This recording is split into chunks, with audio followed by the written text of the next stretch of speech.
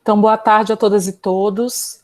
Meu nome é Carla Rabelo, eu sou professora do Bacharelado em Produção e Política Cultural da Universidade Federal do Pampa, coordeno o projeto de ensino Ciclo de Palestras em Produção Cultural, que apresenta hoje o debate sobre produção cultural nas universidades públicas, com nossas palestrantes Carla Nascimento, da Universidade Federal do Paraná, e Aline Portilho, do Instituto Federal Fluminense. Eu quero agradecer às nossas convidadas por suas disponibilidades em compartilhar conosco suas experiências. Também agradeço às inscritas e aos inscritos pelo interesse nesse debate. Foram quase 90 inscrições, né? Então obrigada a todos que se inscreveram, se interessaram, e aos que estão aqui de fato presentes, acompanhando. Eu vou falar brevemente sobre o projeto, e em seguida eu apresentarei um pouco do currículo das nossas convidadas.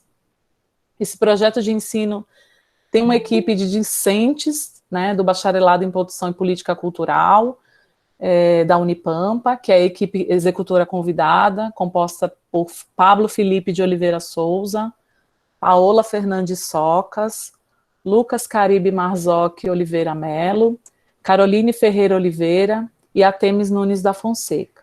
O projeto de ensino Ciclo de Palestras sobre Produção Cultural tem como um de seus objetivos ampliar conhecimentos sobre o campo da produção cultural por meio de pesquisadores, produtores, mediadores ou gestores culturais, atuantes, que possam compartilhar reflexões e relatos de suas experiências. Teoricamente, dentre outras referências importantes, nós nos apoiamos também na teoria e no pensamento pós-abissal da ecologia de saberes do sociólogo Boaventura de Souza Santos, uma inspiração para reorganizar a produção do conhecimento partindo do sul global. Entendemos que o conceito de ecologia de saberes pode ser nosso amparo no campo da cultura e amparo para a nossa luta pela valorização da educação, especialmente as instituições públicas de ensino superior, as IPES. Cultura e educação, ambas atacadas permanentemente por um projeto de governo destruidor. E por isso estamos aqui, né? Estamos aqui nessa frente para reiterar e comprovar a importância da cultura, bem como do funcionalismo público como um todo, especialmente o campo da educação superior. Então essa atividade é também, e por que não, um ato de elogio e de agradecimento ao funcionalismo público, um elogio sincero e verdadeiro a todas e todos que tanto trabalham para o bem público que é de todos nós. Portanto, agradeço a todas e todos que estão na linha de frente em instituições de educação neste país.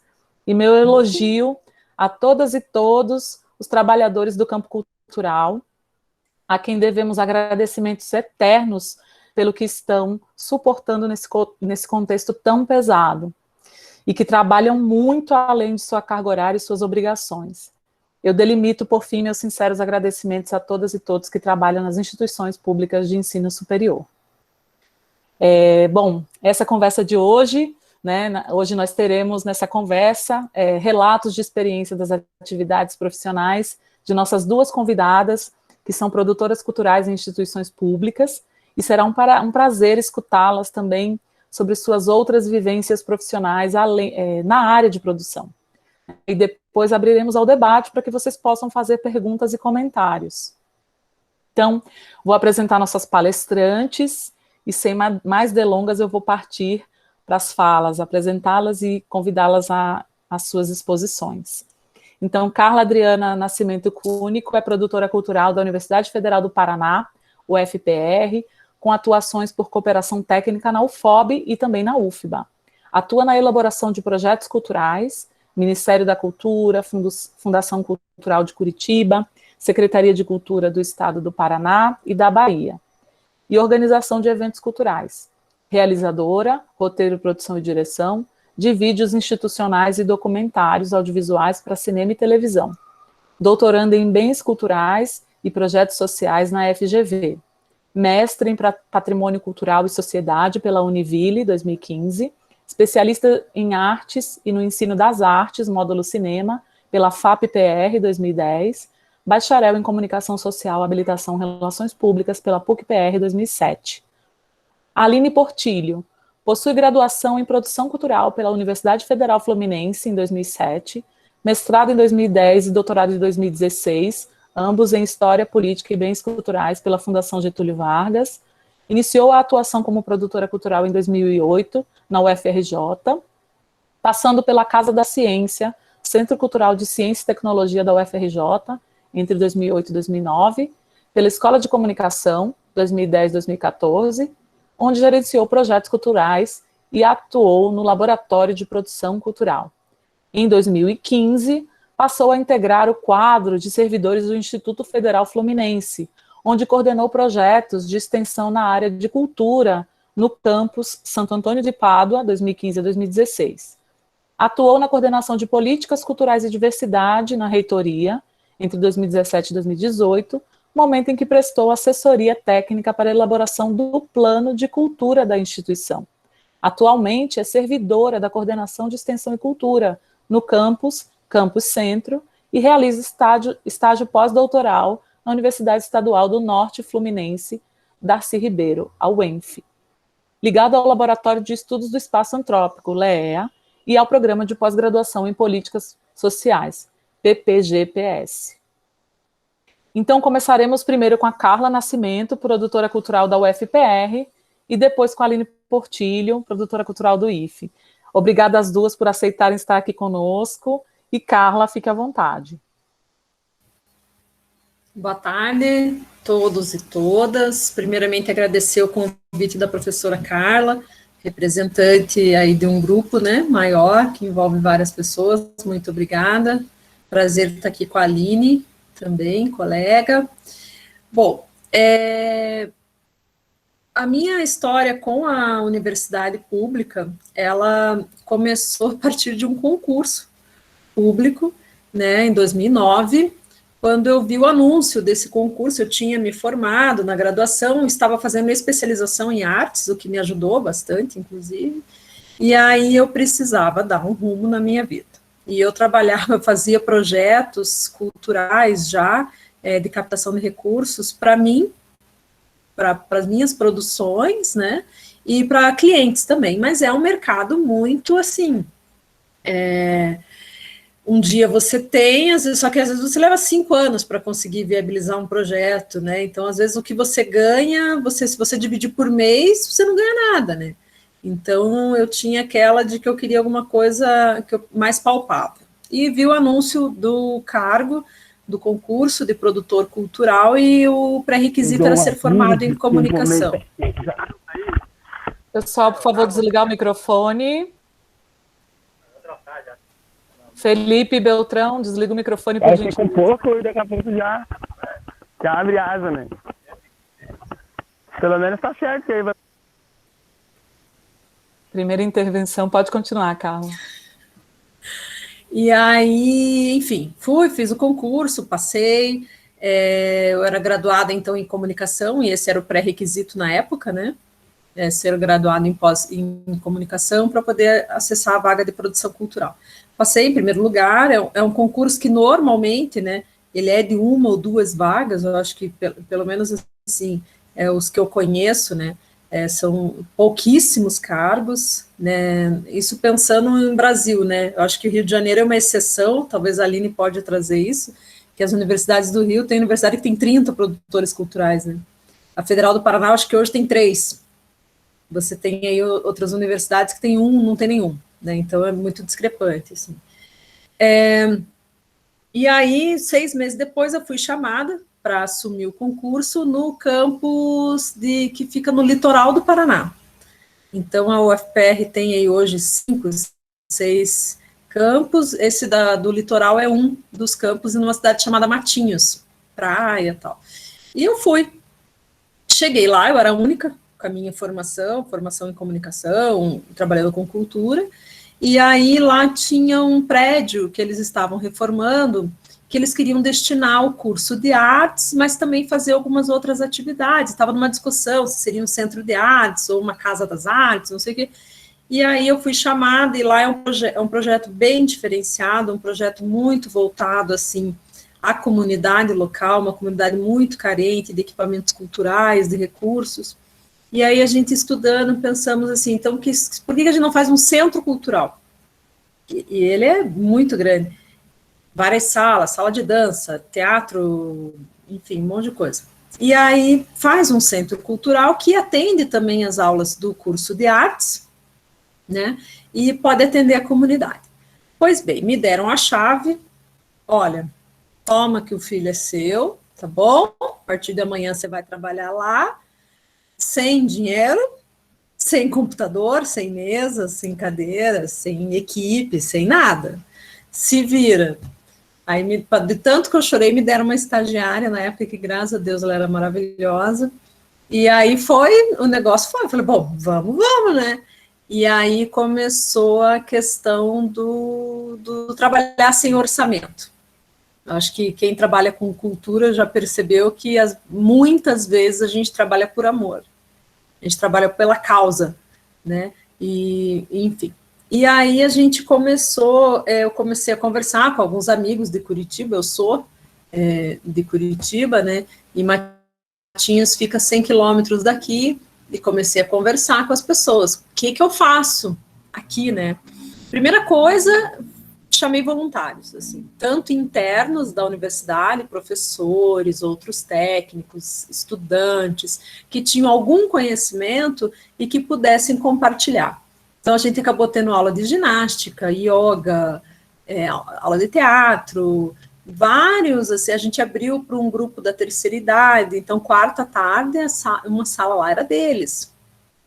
Então, isso fez com que a gente se aproximasse da comunidade. Então, cada evento que a gente tinha, a gente divulgava, eu ia lá, pegava, na época ainda a gente fazia folder, né, os papeizinhos, assim, pegava um bloquinho, entregava para cada senhorzinho, senhora, já tinha os meus amigos lá. Falava, ó, preciso encher esse evento aqui, traz o neto, o filho, não quero saber. Daí eles iam nos comércios, eles ajudavam a distribuir a propaganda do Centro Cultural. Foi uma experiência muito interessante. E aí eu procurei, assim, alguns consulados em Curitiba. O Paraná, ele tem uma característica bem interessante, assim como Santa Catarina, Rio Grande do Sul, que a gente tem uma imigração recente, né? Recente pensando na história como um todo, mas, assim, de vários movimentos migratórios de vários países. Então, a gente tem muitos consulados, muitos representantes consulares, assim, aqui. E aí eu pesquisei, o primeiro que eu fui foi um consulado da Argentina, que é nosso vizinho também, fronteira, e foi muito legal a parceria que a gente fez com eles. Isso zero dinheiro, tá, gente? Até agora a gente está falando de zero, nenhum real, é tudo na parceria.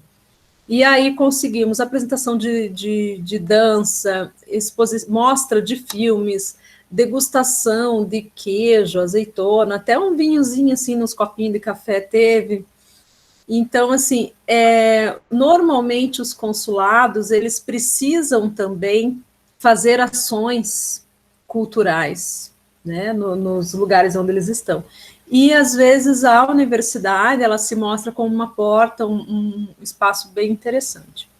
Fizemos também uma parceria com o consulado italiano, uma exposição de fotografias, tivemos também algumas outras coisas, já foi um evento menor. Esse da Argentina foi bem grande, foi uma semana de evento, o cônsul aqui para a região sul foi até o evento, se emocionou, porque ele viu que a comunidade era pequena, e daí lembrou lá na Argentina, enfim.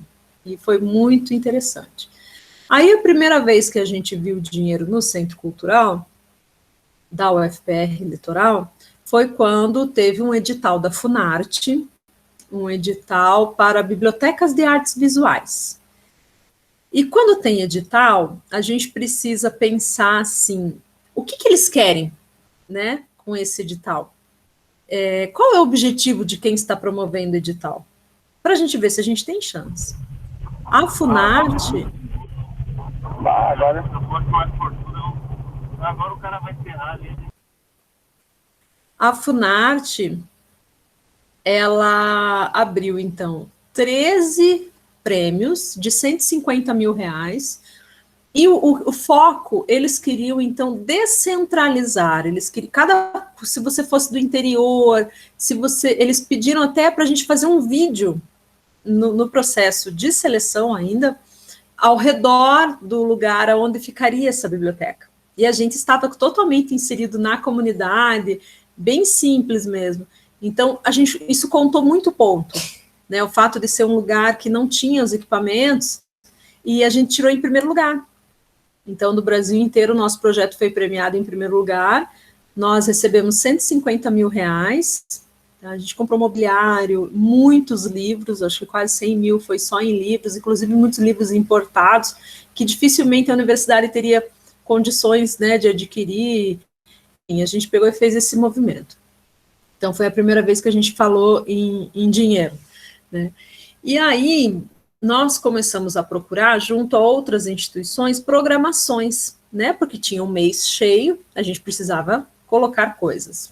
Então, a gente fez, por 2 anos seguidos, o Dia Internacional da Animação, é um projeto que é apoiado pela Petrobras. Então, a gente fazia inscrição, recebia lá um kit com DVDs, com cartazes, para a gente poder fazer. Também, nessa época, fizemos junto com o SESC e com o Hospital Regional lá do Litoral, nós fizemos uma mostra de artes visuais dentro do hospital. Então, o produtor cultural do SESC, ele é artista plástico, conhecia muitos artistas plásticos lá do litoral do Paraná, o André é o nome dele, e ele conseguiu 30 obras doadas por esses artistas. Então, nós fizemos primeiramente uma exposição no hall de entrada do hospital, e depois essas obras elas ficaram no acervo do hospital para poder ficar nos corredores, né, depois. E daí nós conseguimos também com a CVC patrocínio de coquetel, fizemos assim um baita de um evento no hospital que todo mundo chamava a gente de doido, como é que faz coisa, da onde que esse povo faz exposição de arte dentro do hospital. E aí a gente falou, mas a pessoa está lá, né? Já está hospitalizada, ainda precisa ficar triste? Não, ela pode ter oportunidade de uma fruição artística, por que não? E aí juntou lá 3 cabeças doidas e falou, não, nós vamos fazer. Teve catálogo, teve tudo que foi direito. Foi uma coisa muito legal. Então, tem parcerias, o Sistema S é muito interessante para parcerias, né? E você, às vezes, consegue, assim, um diretor de hospital que tenha uma cabeça mais aberta, ele enxerga que aquilo é importante, que aquilo é legal, né? E também R$0. Bom, aí, nesse período, quando foi de 2013 a 2016, eu fiquei afastada da universidade, eu saí por interesses particulares, enfim, motivos pessoais, né? E aí, em 2016, eu estava na Bahia, morando lá, numa cidade chamada Barreiras, é oeste da Bahia, e eu resolvi voltar e pedir cooperação técnica na UFOB. A UFOB é a Universidade Federal do Oeste da Bahia. A universidade não tinha 3 anos quando eu cheguei lá. E aí acabou dando certo a cooperação técnica, então isso é uma possibilidade que nós, servidores públicos, principalmente os técnicos, né, eu sei que para professor ela é um pouco mais difícil, essa mobilidade, mas para técnico ela é um pouco mais fácil, e aí eu fui para a UFOB. Bom, a UFOB não tinha 3 anos, super oeste da Bahia, eu era a única produtora cultural num raio aí de 1.000 quilômetros, brincando, porque a Barreiras é divisa com o Tocantins, com Goiás, é meião mesmo. E era eu. Né? E lá também tem a característica de multicamp, eram 5 campos, e assim, tinha campos que era 400 quilômetros. Né? Então é de uma dificuldade tremenda você trabalhar assim, porque você não consegue atender essa tua comunidade, né? Os estudantes, os servidores, você não tem como, assim, é muito difícil, né, sem equipe, sem verba, aquela coisa nada toda.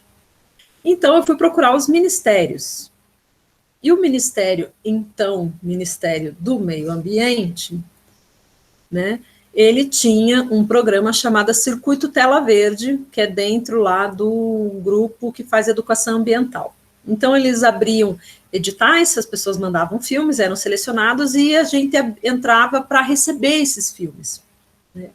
Então, nós entramos lá nesse Circuito Tela Verde, recebemos os DVDs, fizemos os eventos. Isso era uma coisa que era bem comum, assim, eu vou citar alguns exemplos.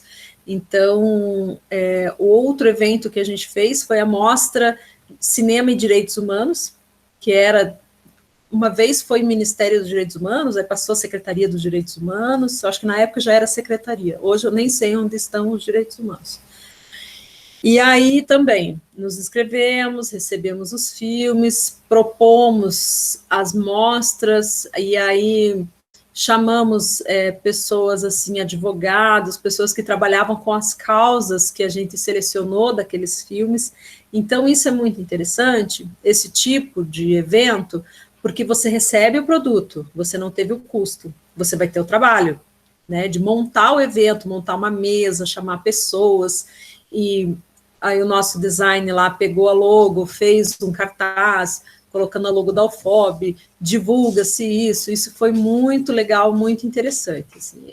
Pena que essas ações, direitos humanos, eu vi ontem, ela foi suspensa já ano passado, por causa da pandemia, esse ano provavelmente, né, não sei.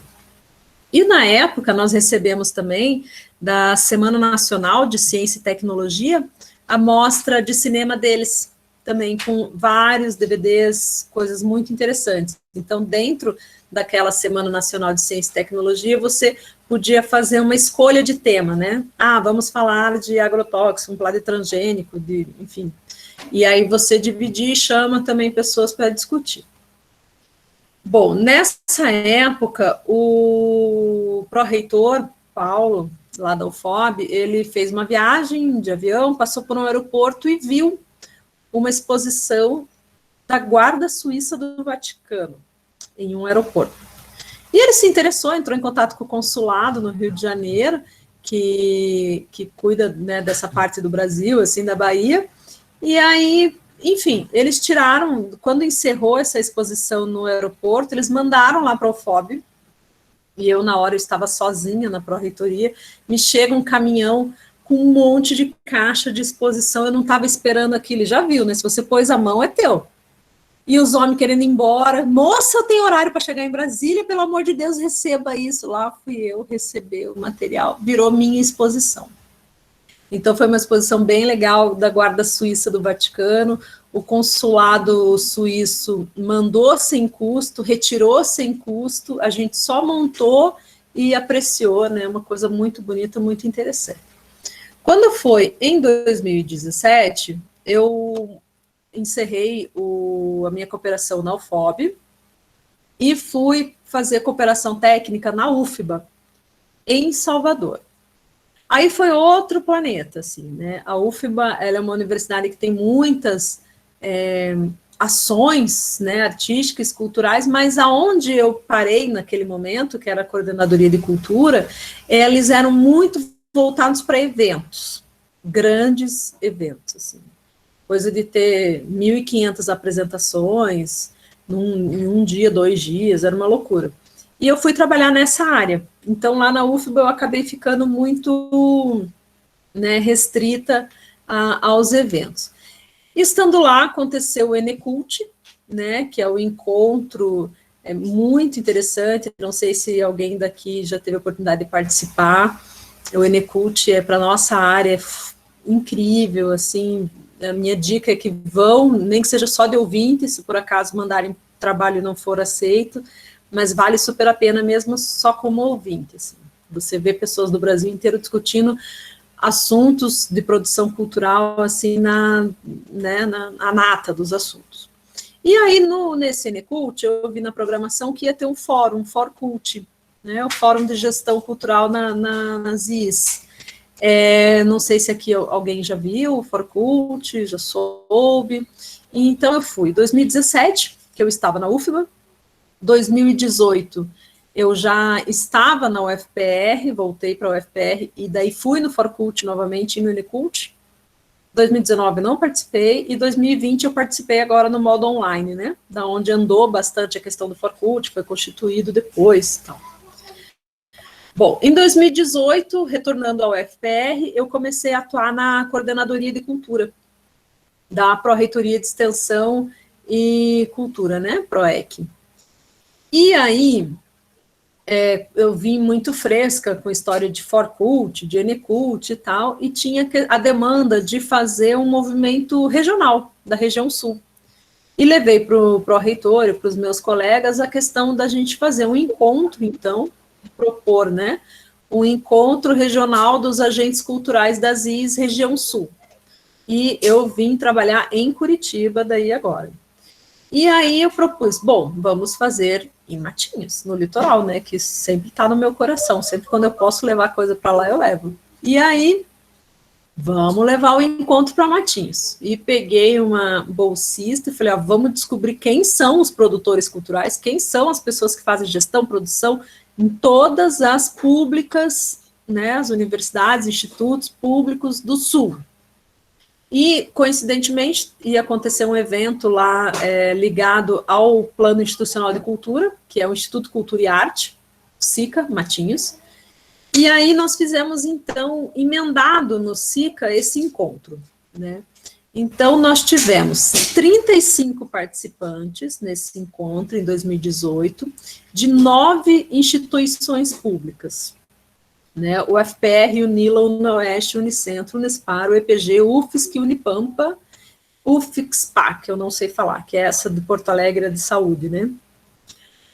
Bom, nós constituímos, então, na oportunidade, o Fórum Estadual dos Agentes Culturais e saiu de lá sinalizada a formação dos fóruns estaduais, né? Tanto de Santa Catarina e Rio Grande do Sul. E seria constituído o Fórum Regional no Experimenta, na UFSC, que aconteceria dali a alguns meses, né? Aí eu não participei mais desse processo, não sei como ficou, assim, eu realmente me afastei. Bom, e na UFPR, então, hoje eu atuo, como eu comentei, na Coordenadoria de Cultura, né? Sou coordenadora das atividades formativas do Festival de Inverno. Nós temos um festival de inverno que completou 30 anos, agora 2020, que ele, por causa da pandemia, ele não aconteceu no inverno, ele acabou acontecendo em outubro, online. Aí foi uma outra questão, né, porque uma coisa é você desenvolver um festival presencial, outra coisa foi migrar isso para o online, não foi fácil, foi bem complicado, mas aconteceu, né? Nós tivemos aí participantes do Brasil inteiro, foi muito, muito legal. E hoje, então, na UFPR, nós estamos trabalhando com elaboração de projetos culturais, nós fizemos um projeto na Lei Federal de Incentivo à Cultura, que não pode mais falar Lei Rouanet, mas é a antiga Lei Rouanet, para os nossos grupos artísticos, né, a Federal tem grupos artísticos aí bem consolidados, bem antigos e reconhecidos no Brasil inteiro. Nós conseguimos captar uma parte desse projeto junto a uma estatal aqui no Paraná, bem agora, dezembro. Então, é um projeto que a gente vai começar a trabalhar nele. Durante a pandemia, eu propus, junto com uma museóloga, né, do Museu de Arte da UFPR, desenvolver uma websérie, né, porque daí veio aquela pandemia, fechou tudo. O que a gente faz? Vamos para a internet. O que a gente pode fazer? Vamos fazer uma websérie com convidados do Brasil inteiro, de museus, falando assuntos de museus, tá? Daí a UFPR abriu um edital para a gente contratar bolsistas.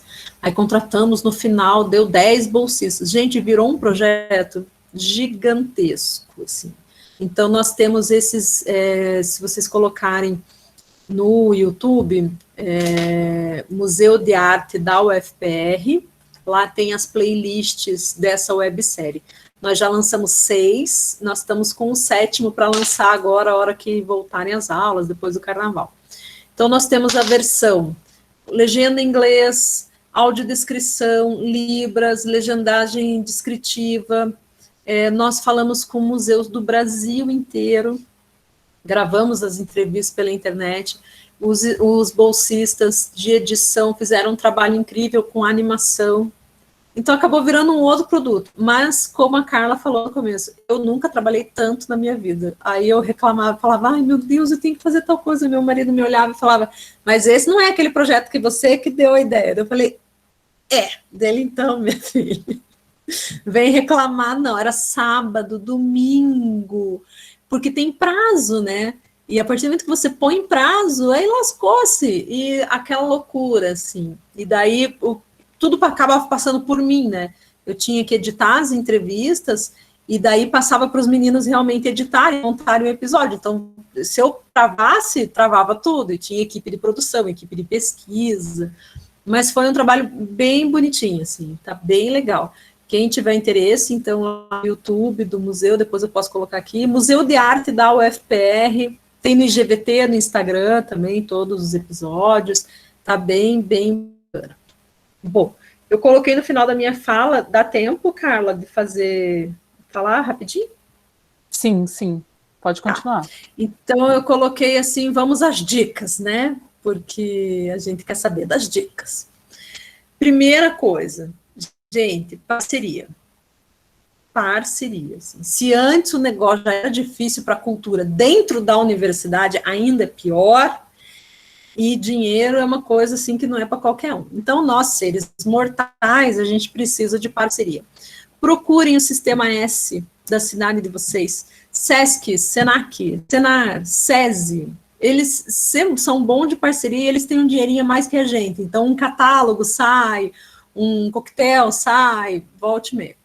Consulado, quem está em cidade assim um pouco maior, capital, que tem consulado, procure consulado. Se, não tem consulado aqui, então procura as embaixadas. Rio tem muita embaixada que cuida da região norte, nordeste. São Paulo normalmente cuida da região São Paulo e Sul. Então, eles têm exposições, às vezes, tem mostra de filme, o pessoal da Aliança Francesa, a Embaixada da França no Brasil, mostra de filme, Alemanha, dá para fazer uma programação grátis, 0800 com esse povo, porque eles têm a licença para exibir os filmes e tal. Cuidado, pelo amor de Deus, com direitos autorais, ninguém aqui quer ser processado. Então, cuidem dessa questão de direitos autorais, procurem as parcerias. ONGs, voluntários, né? Nas universidades você tem uma gama de professores com vários conhecimentos específicos, técnicos, estudantes, dê voz para os estudantes, porque tem estudante que naquele momento ele é estudante naquele curso, mas ele já é formado em outra coisa, ou ele tem uma vivência, foi bailarina a vida inteira, mas uma pessoa dessa pode dar uma aula para um balé iniciante, um balé sênior, né? Então, pensar nessas pessoas, e é incrível, assim, eu era uma pessoa que eu não acreditava muito no voluntariado, e de repente você faz uma chamada de voluntário, chove de gente, porque as pessoas querem dedicar o tempo, e às vezes tem gente que está fazendo um mestrado, um doutorado, que precisa do certificado. Então, teve casos da gente... obrigada, Paula, colocou ali o Instagram do museu, obrigada. Então, teve casos da gente ter, assim, no Centro Cultural em Matinhos, né, no Paraná, tinha um voluntário que ele vinha de Florianópolis, Santa Catarina, né, sábado, ele vinha para dar curso de literatura livre, curso livre, hoje vai falar de Machado de Assis, ele só queria o certificado, que ele precisava fazer as horas dele lá, e para a gente era um material, era uma oportunidade, né, quantas pessoas foram tocadas por aquilo. E eu sempre falo assim, para mim, se eu tocar a vida de uma pessoa com o trabalho meu, para mim já valeu todo o esforço. Assim, né? Prefeituras podem ser um importante aliado. Tem uma prefeitura aí que tem medo da universidade, mas não vão nessa. Falem que vocês são legais. Estado, os estados, às vezes, porque às vezes a universidade tem o grupo, no caso da Federal do Paraná, tem lá o grupo de teatro. Olha, Estado, vocês vão fazer uma ação em tal lugar, nós podemos ceder o grupo de teatro, vocês emprestam tal coisa para a gente. Há essa troca, há essa negociação, né?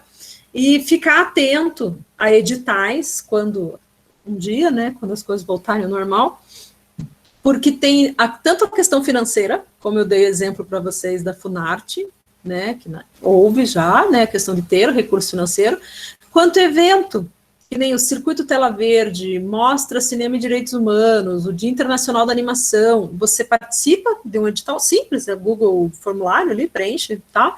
E pode ser que você receba esse evento gratuito, um evento de qualidade, né? É só fazer o relatório, é coisa básica, assim, né? E não basta fazer, é preciso divulgar, né? A gente sabe, às vezes tem uns projetos muito interessantes que ninguém fica sabendo. Então a gente tem que se expor, tem que divulgar, Instagram, Facebook, mandar e-mail, pôr a boca no trombone mesmo, porque senão não vale. Eu falo assim, não vale. Se fez e não contou, não valeu, né? E nunca parem de se atualizar, né? Então eu falei do Enecult, o Enecult é um espaço de atualização. Você participa dos fóruns, dos seminários, fica sabendo o que está sendo discutido e tal. Fora a questão de estudo formal mesmo, né? Especializações, mestrado, doutorado, quem, né, é da academia, nunca parem de estudar, nem que seja cursinho da internet, lá não sei de onde. Faça, você sempre vai aprender alguma coisa. Então, minha fala que eu tinha para compartilhar com vocês é isso. Deu um trabalho lembrar de tudo, né? Depois de tantos anos, de fazer uma lista ali, mas foi muito legal. Obrigada por poder reviver, de certa forma, tudo que eu falei para vocês. Obrigada. Obrigada, Carla. É muito bacana a tua conversa conosco, né? Teu modo de relatar tuas vivências, recuperar um pouquinho dessa trajetória. Muita coisa. A gente tem aqui um grupo, né, diverso de participantes, né? Pelo formulário de inscrição eu pude ver. Então, falando especialmente dos alunos de produção e política cultural da Unipampa, conhecem o Enecult, estão se familiarizando agora com o Forcult, que é filho, de algum modo, do Enecult, né? Então, essas são as frentes que a gente mais se aproxima e mais adora. Que bom que você recupera a importância disso. E que bacana te ouvir também nesses relatos que puderam sair da própria UFPR, né? Com a UFOB, com a UFBA, mostrando que tem muitas outras possibilidades de atuação também. Então, agora passando a palavra para a Aline, fique à vontade. Olá, boa tarde. Primeiro agradecer a Carla, Daniela, pelo convite e a Carla Nascimento pela fala, porque é uma oportunidade muito bacana estar aqui hoje com vocês. E enquanto a Carla Nascimento ia revisitando a trajetória dela, eu ia também revisitando a minha e a minha fala. E aí foi muito bacana, assim, para pensar coisas novas, né? Então, muito obrigada por essa oportunidade de estar aqui com vocês, né? Eu vou falar um pouquinho da minha trajetória acadêmica, porque tem a ver com a questão profissional. No fundo, está tudo conectado. Eu cursei produção cultural na Universidade Federal Fluminense, fiz o bacharelado em produção cultural lá, me formei em 2007, e foi uma das experiências mais marcantes da minha vida, ter passado pelo IACS. Tem um lugar na formação acadêmica e na memória afetiva muito importante. E foi um período muito importante também. Eu entrei na universidade em 2002 e me formei em 2007. Demorei um pouquinho mais do que o planejado, mas acabou que eu peguei uma época que no nosso país também estava muito efervescente uma certa maneira de pensar a política cultural. Uma forma participativa, uma maneira de um vigor por reinventar o que se entendia até então por política cultural, e isso impactou diretamente no nosso curso. E na minha formação, cada vez, quanto mais o tempo passa, mais eu percebo que isso foi fundamental, essa transformação na maneira de pensar política cultural na minha formação. Então, a gente tinha uma ânsia muito grande de produzir políticas. A gente entendia que nosso lugar no mundo era tomar parte daquelas políticas culturais que estavam se produzindo naquele momento.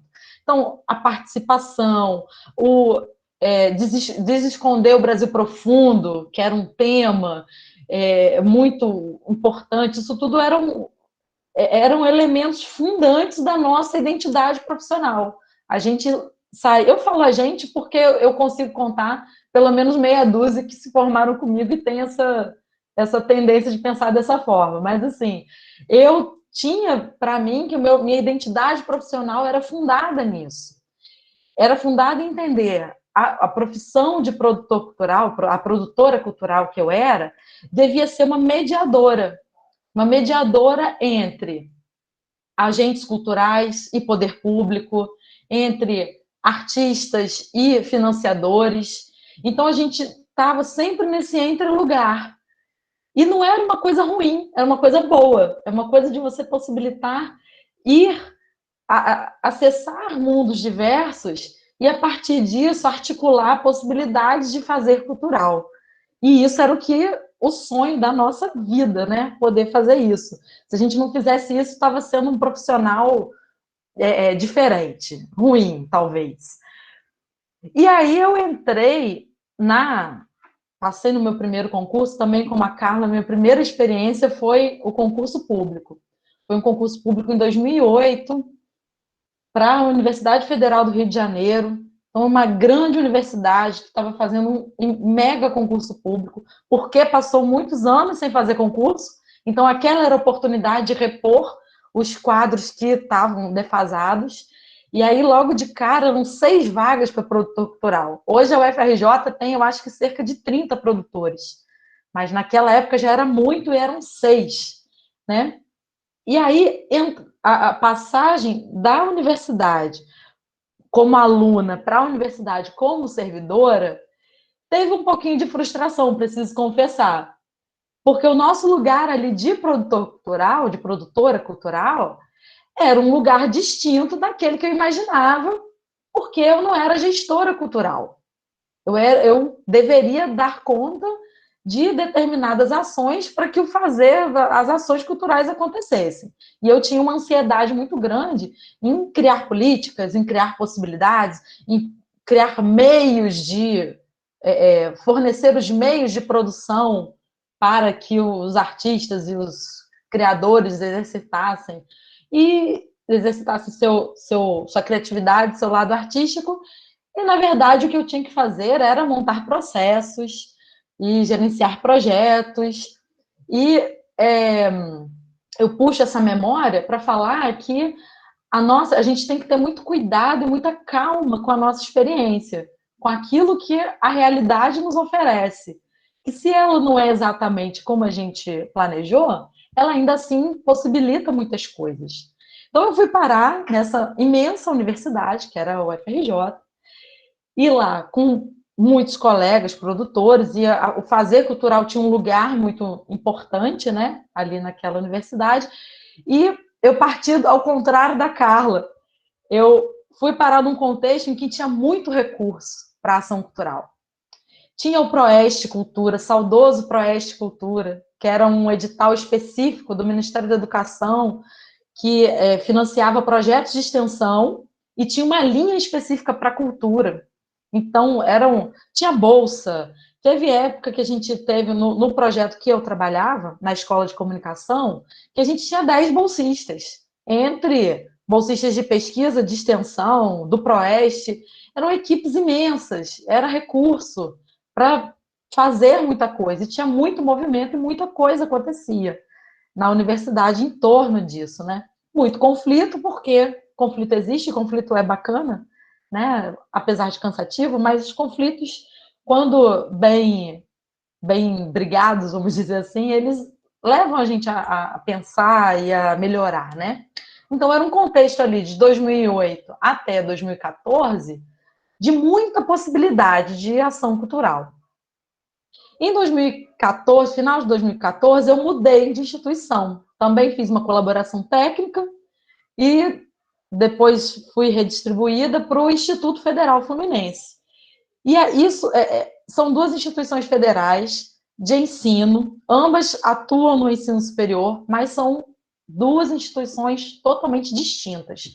Tem papéis sociais totalmente distintos, tem estruturas totalmente distintas, e entender a peculiaridade de cada uma é fundamental para a gente saber se colocar, né? E a gente saber como agir, né, nas 2 instituições. o Instituto Federal, ele tem desde o ensino técnico profissionalizante, que é a sua grande essência, né, o seu trabalho, entendo que mais importante, até mais efetivo. Tem o ensino superior, tem mestrado, tem doutorado, tem pós-graduação lato sensu, tem cursos que são profissionalizantes. Então, é uma diversidade, uma multiplicidade de atuações. E no caso, no campus onde eu fui trabalhar, era um campus que estava sendo fundado, e era um campus no interior do estado do Rio de Janeiro, na cidade de Santo Antônio de Pádua, que é distante do centro em muitos sentidos, é distante geograficamente, não, nem tão distante geograficamente, o estado do Rio de Janeiro não é muito grande, porém não tem vias de acesso, as estradas não são boas, então você demora 4, 5 horas para chegar ao Rio de Janeiro. É um lugar, de certa maneira, que se confunde um pouco com as outras cidades da região, então era um desafio enorme criar um Instituto Federal nessas condições, numa cidade que era tudo completamente novo. E uma outra mudança importante é que nessa nova instituição, a produção cultural não tinha um lugar tão demarcado quanto na universidade. Então, uma coisa é você se formar, se preparar aí para um mundo profissional numa instituição que minimamente tem projeto, sabe o que você vai fazer ali. Outra situação totalmente diferente é estar numa instituição em que, inclusive, o lugar da produção cultural está sendo construído. Então, é muita construção em cima de construção, e isso, às vezes, causa um pouco de aflição, né? E um pouco de instabilidade. Mas aí a gente conseguiu, né? Tinha uma gestão bastante aberta às propostas, que escutava bastante tudo que surgia, tinha um interesse muito grande em fazer daquele campus um campus com, como se diz, uma pegada cultural, que tivesse um trabalho cultural importante para a cidade. E aí a gente começou a trabalhar, né, dentro de uma diretoria de extensão e cultura, que foi criada também aquela época. Eu era servidora, tinha uma diretora, que era a Lívia, e o mote ali era disponibilizar os recursos que o Instituto Federal tem para que a comunidade possa se apropriar e produzir cultura aqui dentro. Então, de certa forma, voltando àquele discurso original de que nosso papel era fornecer meios para que as pessoas produzissem cultura. Era necessário negociações, mediações, né? Porque aí o pessoal do patrimônio olhava desconfiado, que esse pessoal vai quebrar as coisas aqui, como é que é isso? Abrir a escola para todo mundo usar. Então, a gente teve um processo de convencimento, de conversa, mediação com os responsáveis pelo patrimônio, com a comunidade. A gente viveu situações impressionantes, assim. A gente convidou a Folia de Reis para fazer uma apresentação na escola. Foi uma aluna de um curso que convidou a Folia de Reis para fazer a apresentação, e eles chegaram todos um pouco antes da apresentação, e eles não entravam no instituto. Eles ficaram todos sentadinhos na muretinha na frente, e aí eu ficava assim, gente, o que está acontecendo? Por que as pessoas não entram? Aí eu fui lá, olha, tá aberto, vocês podem entrar, podem esperar aqui dentro. Eles não entraram. Precisou a aluna chegar, ir lá e falar, gente, pode entrar, vamos esperar lá dentro, porque eles não se sentiam autorizados a entrar naquele espaço. Então, toda uma construção, apesar de ser uma instituição nova, uma instituição que vinha com uma carga muito, muito grande, né? Um imaginário muito grande em torno dela. E aí todo um trabalho que foi sendo construído. Dali um tempo, tinha o horário da capoeira, tinha o horário do pessoal do jongo, que ia lá ensaiar, e a escola ganhou esse lugar dentro da comunidade de ser uma casa para ela também. Então, ali foi um ponto assim, que a gente conseguiu construir, e foi um trabalho muito interessante. Depois dessa temporada em Santo Antônio de Pádua, eu fui trabalhar na reitoria do Instituto Federal Fluminense, a convite da então coordenadora de políticas culturais e diversidade. E foi a época que duas coisas muito interessantes aconteceram. A primeira foi a elaboração do plano de cultura da instituição. antes de 2014, eu não vou lembrar exatamente qual foi o ano, mas foi antes de 2014, ou foi no próprio 2014, houve um edital, Mais Cultura nas Universidades, e o IFE ganhou, mas não levou. Ficou entre os bem avaliados, porém nunca recebeu um recurso para executar o plano que era necessário, né, enviar para esse edital. E aí, só que mesmo não recebendo recurso, dentro da instituição, ficou aquela coisa de que a gente precisa ter um plano, a gente precisa organizar a nossa ação cultural. São vários campi, todo mundo fazendo suas ações, a gente tem que se organizar. E aí, essa movimentação levou, à época, a Kátia Macabu, que era a coordenadora de Políticas Culturais e Diversidade, a colocar esse plano como uma meta. E aí foi um processo muito interessante de escutar a comunidade com a sua dificuldade de participação, é difícil mobilizar as pessoas para participarem, para darem sua opinião, construir um texto que sintetize, de alguma maneira, os anseios, as necessidades, em mediação com aquilo que a instituição pode oferecer. Em vários momentos a gente queria colocar, que ia construir um museu, uma casa, que ia comprar um não sei o quê, e vinha alguém e falava, pé no chão, isso aí não vai acontecer. Então não adianta, isso aí, se entrar isso aí vai assustar as pessoas, e isso não vai acontecer. Vamos pensar em outras ações. E isso, então, um processo de construir um plano de cultura muito ancorado na realidade que a gente tinha naquele momento e nos anseios, na necessidade de crescer com isso, né? E a outra experiência muito interessante foi o Corredor Cultural. O Corredor Cultural, que era uma ação comandada pelo Fórum de Pró-Reitores de Extensão das instituições de ensino superior do Sudeste, e o IFE fazia parte desse corredor cultural. Eu cheguei já no finalzinho, né, da ação, mas a gente teve a oportunidade de receber ações muito interessantes de instituições de ensino superior do Sudeste e de enviar também ações, projetos interessantes, né, do Instituto. Foi um momento muito bacana, assim, de circulação mesmo, de conhecer as ações culturais de outras instituições e os desafios, né? Como é que você traz a pessoa de São João del Rei para Campos dos Goytacazes? Não tem voo, não tem. A gente descobriu isso lá, assim, não tinha recurso para avião, então não tem ônibus. É uma viagem que demora 10 horas. Então a gente começa a descobrir certas coisas e como nós temos dificuldade de nos locomover e nos integrar. Depois dessa experiência, eu vim para o Campus Centro, que é outro campus do Instituto Federal Fluminense e completamente distinto do campus Santo Antônio de Pádua. É um campus que começou como uma escola de aprendizes artífices, fundada em 1909. De escola de aprendizes artífices, ela teve várias mudanças institucionais, foi escola técnica, foi Cefet, até se tornar um Instituto Federal. Tem 7 mil estudantes na última contagem, de 18 mil estudantes no IFE, 7 mil são desse campus onde eu atuo hoje em dia. Então, é um outro universo. E ali, qual era o trabalho, então? Tinha um outro ângulo de atuação. Esse novo ângulo de atuação, o que a gente tem aqui que é bastante... que pesa bastante, né? Tem um ensino de arte muito consolidado no ensino médio integrado ao técnico. Muitas das ações do campo da cultura são associadas ao ensino de arte.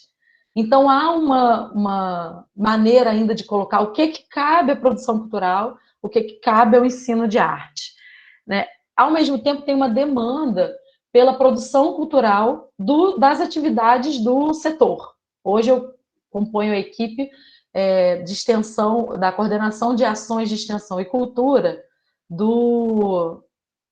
da coordenação de ações de extensão e cultura do IFE Campus Centro. E então, a gente tem que dar conta da produção do seminário, é importante, a gente tem lá a produção do seminário de extensão que vai acontecer, tem que dar conta, e também dar conta de outras ações do campo da formação. Então, tem uma demanda por cursos de produção cultural que a gente demanda vindo da cidade, que a gente se compromete a atender. A gente tem alguns planejamentos que eram para ter começado em 2020 e por conta da pandemia a gente tem adiado, que é o trabalho com a curadoria educativa, que é um trabalho de exposição. A gente tem um espaço expositivo pequenininho, bem charmosinho, pequenininho, é onde a gente faz as nossas exposições, e associadas às exposições a gente realiza debates, realiza diálogos com os professores das disciplinas para que a gente possa trazer os alunos e fazer uma conversa, né, para além da exposição. Então, a gente tem diversas ações que são hoje muito mais ancoradas nesse lugar da cultura associada ao que se faz na sala de aula, ao mesmo tempo tentando dar conta do que do que a cidade demanda, do que as instituições da cidade demandam, e aí a gente acaba ficando fazendo mais mediação ainda do que fazia antes, né? A gente agora, além de mediar dentro da instituição, a gente faz a mediação com os sujeitos da cidade, e além disso, participando do Forcult, eu não participei do início da constituição do Forcult, e eu participei do ano passado, 2020. E é um espaço fundamental para a gente se encontrar, para a gente trocar ideias, a gente se atualizar também. É importante demais a gente conhecer como que nas outras instituições as pessoas estão trabalhando, atuando, quais as dificuldades, quais as soluções que foram encontradas. E eu vejo o Forcult como esse lugar assim, onde eu vou para me encontrar com a minha turma, porque eu sou a única produtora cultural dentro do Instituto Federal Fluminense.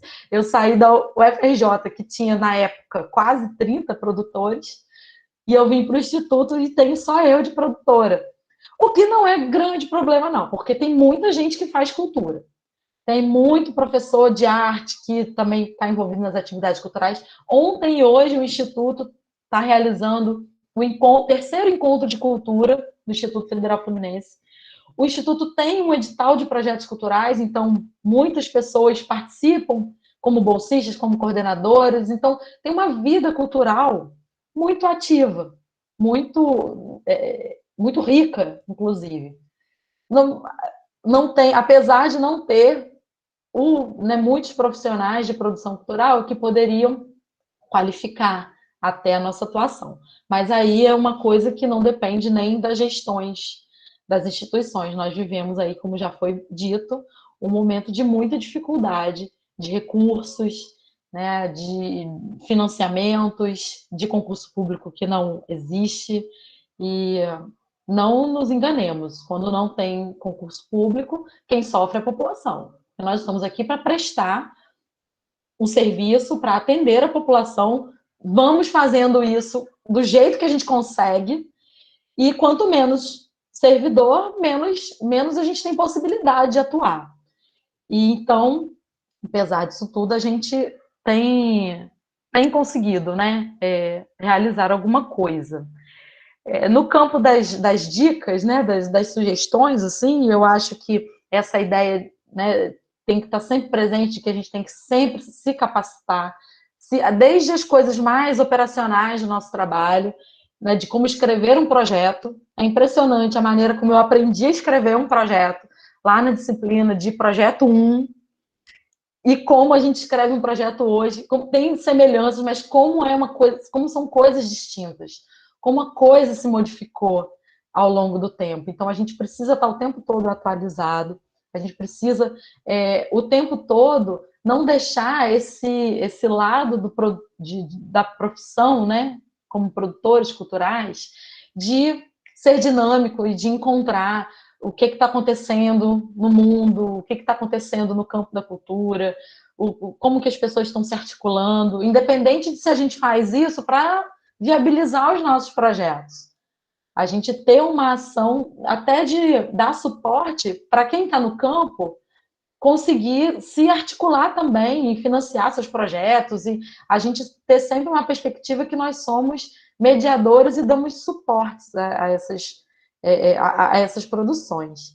E aí, só para encerrar mesmo, voltando um pouquinho para a trajetória acadêmica, depois de me formar, eu entrei no mestrado, né, em História, Política e Bens Culturais, lá na Fundação Getúlio Vargas, e foi uma experiência muito gratificante, porque foi, apesar de todas as dificuldades, né, de fazer uma pós-graduação, foi um momento de problematizar e criar possibilidade de produzir conhecimento a partir de uma prática. E isso é muito bacana. Depois eu fiz o doutorado também, e sempre com essa pegada de a nossa prática, aquilo que estava ali, o que era uma prática como produtora cultural, poder problematizar em cima daquilo, problematizar a realidade a partir da produção cultural, entender a produção cultural como um lugar importante para a gente conhecer a nossa realidade, para a gente entender a nossa sociedade. E, a partir disso, produzir conhecimento acadêmico disso. Então, é uma experiência muito, muito bacana. A gente consegue produzir coisas interessantes com isso. Então, eu aconselho, quem tiver esse interesse, eu acho que vale muito a pena. No mais, agradecer de novo pela oportunidade e parabenizar pelo projeto muito bacana da Carla. Aline, obrigada também, né, por sua fala, por compartilhar esse trajeto que você faz, né, advinda de um curso específico de produção cultural, demonstrando os embates, né, e as situações, assim como a Carla também trouxe, várias situações que no percurso vão surgindo e que vocês têm que administrar a partir da própria vivência, né, um equipamento público, uma instância pública é diferente, ela requer uma série de outros cuidados também, né? E aí eu fiquei pensando durante a sua fala, Aline, e aproveito também para ir falando enquanto as pessoas se animam a fazer perguntas, né? Daqui a pouco eu abro ao público, que pode se inscrever pelo chat, depois pode abrir a câmera e fazer a pergunta. Eu vou fazer uma lista que o pessoal da equipe aqui vai me ajudar a fazer uma ordem, né, de quem vai querer participar. E aí eu fiquei pensando, né, enquanto a Aline falava, em relação a todo o campo da produção cultural, como ele é muito recente em termos de organização dentro do universo da educação superior, né?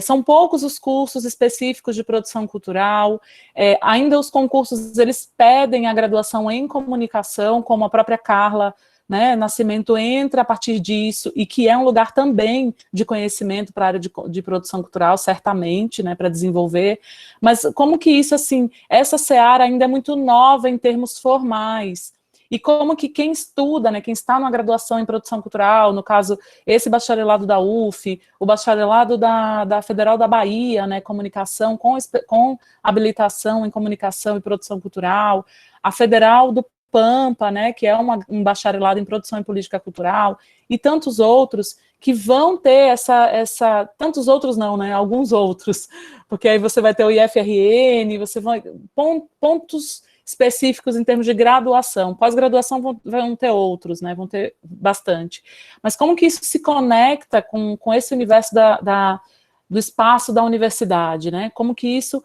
pode virar uma ocupação para esses estudantes, para se desenvolver.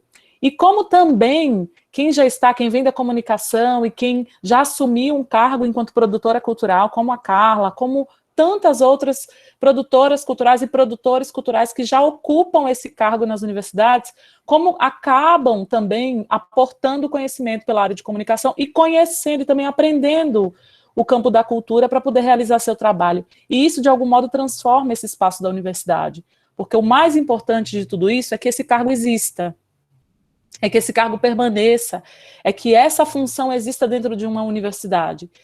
Como a Aline está lá sozinha, eu acho que a Carla também, depois a Carla tire a dúvida se você é sozinha enquanto cargo dentro da UFPR, ou se tem mais servidores com essa função de produtora cultural, produtor cultural, e outros com alguns mais, né, como a Aline trouxe na UFRJ, com mais de 10, enfim. Então, assim, que esse cargo exista, porque é a partir desse cargo que nós podemos ver situações tão importantes, que é a apropriação do conceito alargado de cultura, que nós tanto estudamos, né, o entendimento que cultura não é só arte, não é só linguagem artística, é muito mais que isso, né, estilo de vida, modos de vida. Então, desde o Ministério da Cultura, esse que o Gilberto Gil, né, avançou no sentido muito mais maduro sobre o entendimento do campo cultural, houve um levante da área de cultura com um sentimento de pertencimento, e aí você tem a amplitude do que é o campo, né? E a partir disso que as universidades também se localizam na sua importância, e aí sim é onde eu ia chegar. A importância das produtoras culturais, dos produtores culturais, dentro das instituições, dentro das pró-reitorias ou das diretorias, para firmar planos de cultura, né? Para ajudar na firmeza e na implementação desses planos de cultura, ou mesmo nas que não tem, começar a pensar nessa implantação, começar a pensar na implantação de políticas culturais com ações efetivas, para que a gente não entenda a cultura também só como realização de evento, que é outro entendimento também, né, que complica bastante essa função.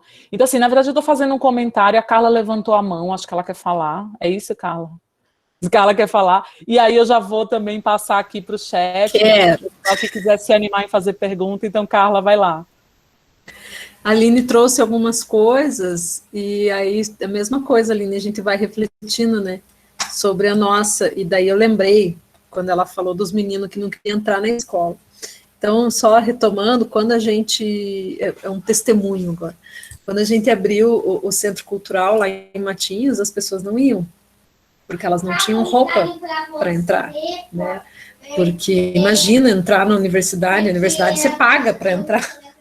Não, então, assim, a gente teve que fazer todo um trabalho, até na época de vestibular, assim, é feito um trabalho nas escolas de conscientizar de que a universidade não é paga, né, de que as coisas no Centro Cultural, mas quantos que paga, né, para fazer capoeira? Não, é de graça, tal. Então, é um trabalho de formiguinha, assim, acho que principalmente aquele grupo de idosos que eu falei, eles foram fundamentais para disseminar essas informações, assim. Então, de não achar que não tem roupa, de que não é para eles. Gente, eu não sei, né, o público daqui se é de cidade, se é de capital, tal, mas no interior a realidade é completamente diferente, assim, né? Eu tive a oportunidade de morar no interior aí durante um bom tempo, de vários lugares, é muito diferente. E a gente tem que ter esse tipo de leitura, né? Quanto aos produtores, se eu não me engano, hoje na Federal nós somos 6 campos, temos 3 produtores culturais. Eu, que estou na Coordenadoria de Cultura, uma que está no setor de comunicação e o outro que está em um dos museus. Então, é pouca gente atuando, né?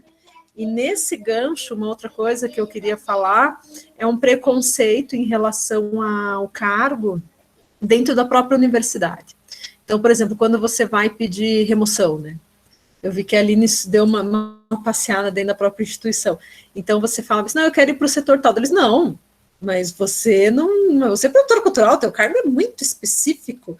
Você não pode ir. Eu falo, gente, a visão que vocês têm, eu é que tenho que estar lá, onde não tem nada, né? Porque tem uma comunidade ao redor, tem estudante, tem professor, tem técnico, tem toda uma comunidade. É lá que a gente tem que estar. Então, existe esse preconceito dentro das pessoas da própria universidade, de que não, de que o produtor cultural tem que estar na pró-reitoria de cultura, de coordenadoria de cultura, só. E eu vim no caminho contrário, né? Eu entrei por um setor e eu vivenciei isso. Eu acho que, por exemplo, o setor aqui em Curitiba, o setor de agronomia é ótimo, é mais perto da minha casa, tem estacionamento, não paga, eu era doida para ir para lá. E eles, não, mas na agronomia? O que um produtor cultural vai fazer na agronomia? Eu falei, gente, tem um monte de coisa, imagine o tanto de mostra de cinema para os estudantes discutindo, mesa redonda, próprio a fruição, não só a fruição, mas o próprio, a pessoa ter o direito, né, de exercer o direito cultural dela de experimentar a produção, né, de experimentar uma linguagem, de fazer um curso de cerâmica, de pintura, aquarela, dança. Isso é um direito nosso, né? Os direitos culturais, aí dá um seminário, né, Carla? Não sei se você já discutiu. Direitos culturais é uma coisa incrível, né? Que você tem, eu acho muito interessante essa lógica, assim, que você tem o direito à fruição, né? Fruição, mas você tem direito também a experimentação. E é uma coisa que, infelizmente, eu acho que a nossa sociedade é tão dura, as pessoas são tão intolerantes, é tão violenta, por falta de experimentação artística. Das pessoas não terem esse escape, né? De tocar um violão, de cantar, de dançar, de fazer outras experimentações. E na universidade seria um espaço tão interessante para as pessoas terem isso, né? Porque os estudantes, eles têm mais tempo, eles circulam, principalmente nas federais, né? Que às vezes tem aula de manhã, daí só vai ter aula à tarde, às vezes à noite, então circula no campo.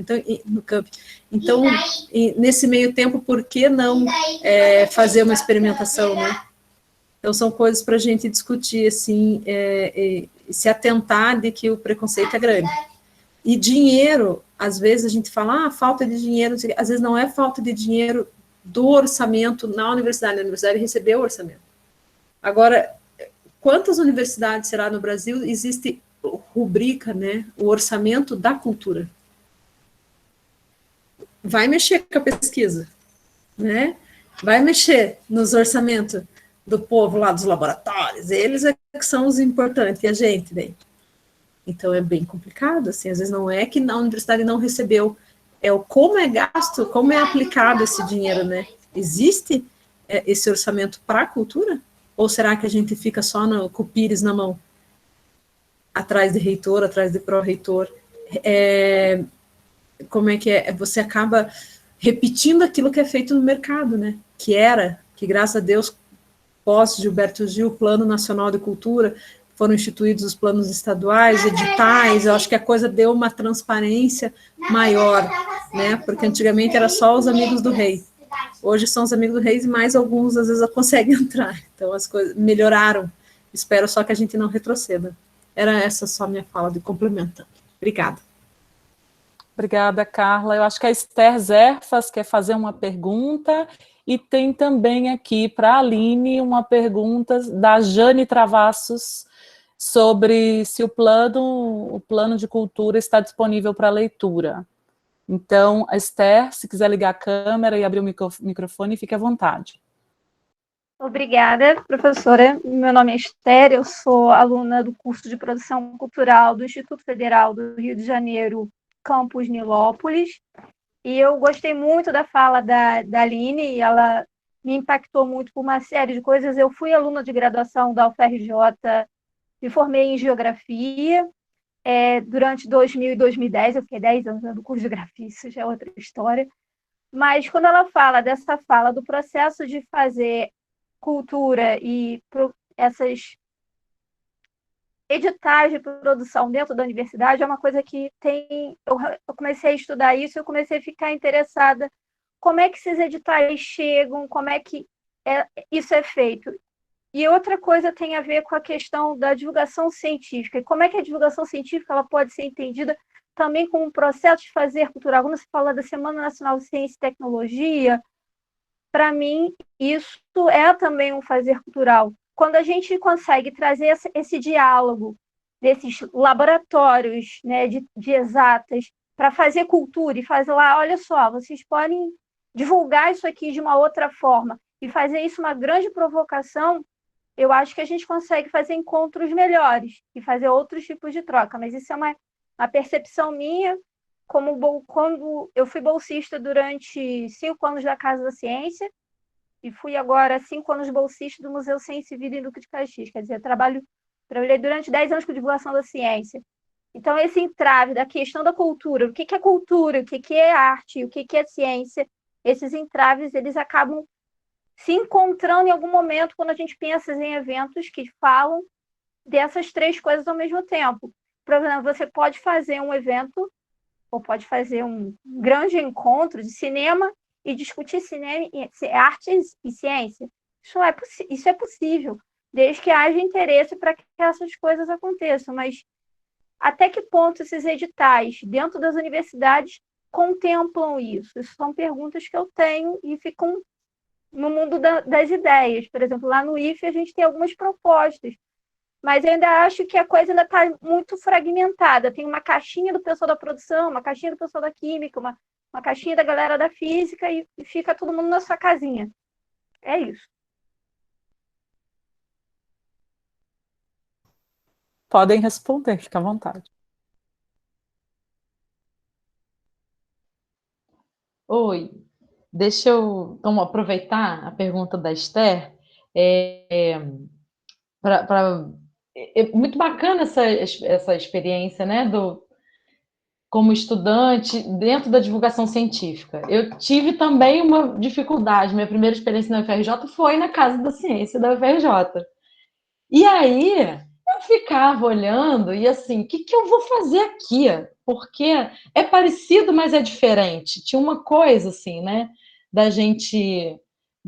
Né, tinha uns processos de produção, mas era uma outra coisa. Que a cultura, na minha percepção naquela época, a cultura não era o centro. Era difundir a ciência que era o centro. Então, eu acho que assim, essa aproximação da produção cultural com a divulgação da ciência, ela é muito rica e muito importante. Inclusive da gente pensar da cultura como um espaço, uma possibilidade de produção científica. A cultura como objeto das nossas problematizações. E tem uma luta, né, nossa, assim, né, que é de entender que a cultura, a produção cultural, ela pode estar dentro da extensão. No meu caso aqui, eu acho que cabe perfeitamente dentro da nossa instituição aqui, onde eu trabalho, a cultura junto da extensão. Porém, nosso trabalho não se restringe à extensão. Ele é um trabalho que está na pesquisa, eventualmente está no ensino. Não é meu caso porque eu sou técnica. Então, e aqui as fronteiras costumam ser mais delimitadas. Então, para além da gente estar alocado na extensão, a gente conseguir fazer essas coisas. São todas construções, ainda mais nos institutos federais, em que tem mais forte esse lugar, né? Dessas caixinhas, assim. Então, a gente continuar trabalhando e se expondo, né? Para construir mais pontes. Mas eu queria só aproveitar, já que eu estou com a fala, para fazer um outro comentário com relação a outras falas, que é a coisa da participação dos estudantes. É fundamental. Tudo o que tende a dar certo é quando a gente consegue envolver os estudantes. E aí, falando para os estudantes, fundamental que vocês se envolvam naquilo que acham importante, é claro, né? Naquilo que vem um sentido.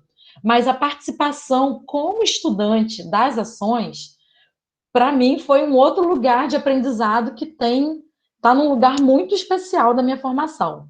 Na época lá, eu participei de uma coisa que eu não sei se existe mais, que eram os Centros Universitários de Cultura e Arte da UNE. E foi uma experiência muito, muito rica, assim, né, de ver gente de áreas diferentes, porque não tinha gente só da produção cultural, que eram estudantes. Então, ver pessoas da engenharia que se interessavam em produção cultural e começar a quebrar essa ideia de que não, a gente vai fazer a cultura para o estudante de teatro. Nosso papel é estar em todos os aqui a minha batalha é com as engenharias. Gente, o projeto que a coordenação de cultura faz não é só para o aluno do teatro, nem só para o aluno da licenciatura. Eu quero que o aluno da engenharia venha, faz parte da formação dele também. Então, conseguir articular os estudantes é fundamental. E outro ponto é com relação à gestão, a importância do cargo, os orçamentos. O que eu tenho percebido ao longo desse tempo é que a gestão comprometida com a produção cultural, a gestão que olha e fala assim, meu lugar nessa instituição também é garantir a cultura, além de garantir a pesquisa, a extensão, a administração, etc. Quando você tem uma gestão desse tipo, a coisa anda. Quando não tem, a coisa fica mais difícil. Então, assim, a gente conseguir também... tem muitas tarefas para a gente, né? Mas também a gente tem que ter esse lugar de conseguir impactar as gestões, mostrar para as gestões. Às vezes não funciona, mas enfim, é da vida. A gente porque a gestão que não olha para a cultura como um lugar importante torna o nosso trabalho muito, muito mais difícil.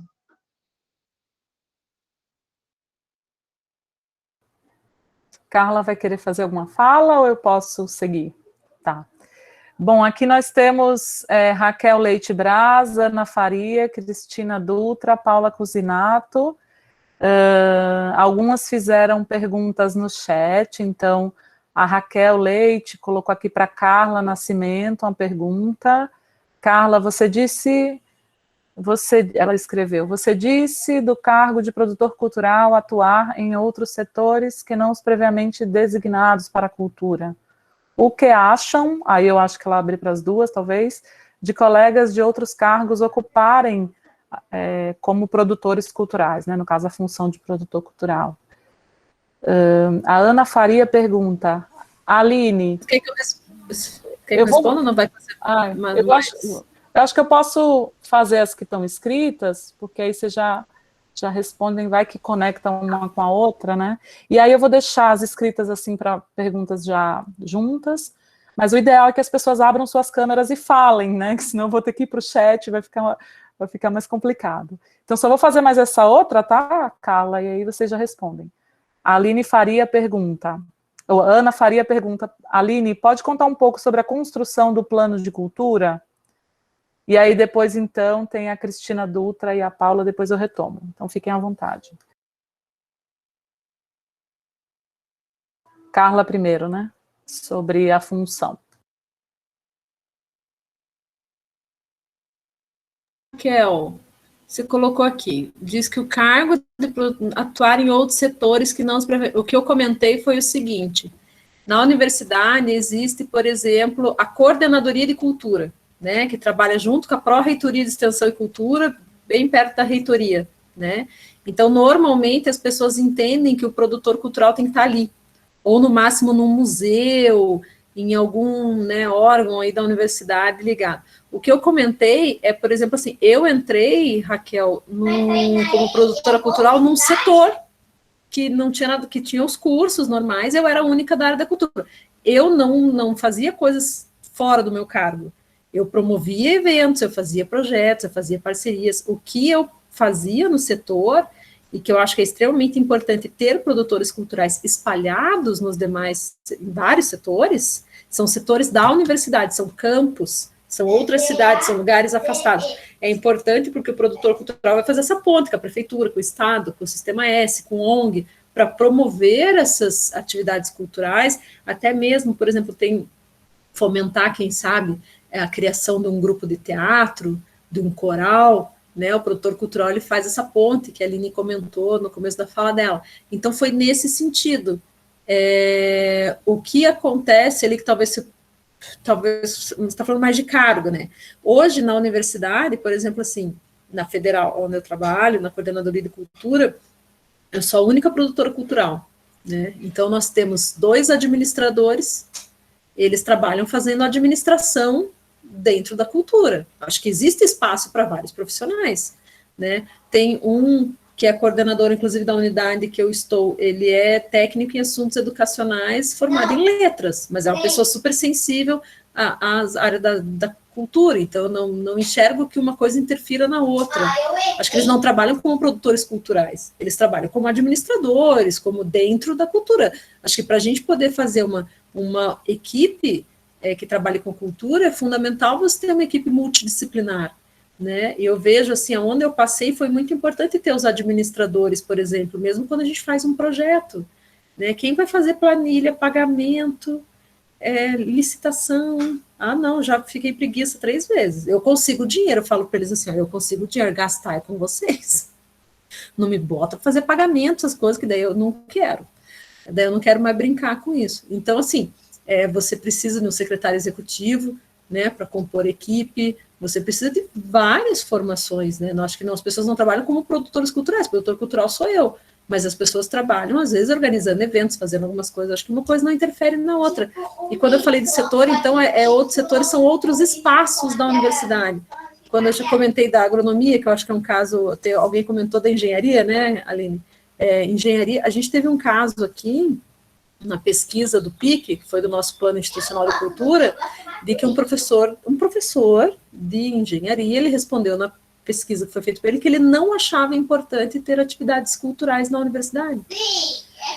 Então, assim, se você pega um professor, doutor, né, falando isso, o que o estudante que acabou de entrar vai achar? Não vou participar de nada, meu negócio é lá, os números, né, o meu sistema. Então, eu acho que o produtor cultural ele tem que estar nesses espaços super diversos mesmo, na saúde, tem que estar em vários cursos, em vários lugares. Não sei se eu respondi, se eu não respondi, por favor, refaça a pergunta. Aline. Olha, sobre a questão do cargo, acompanho a Carla.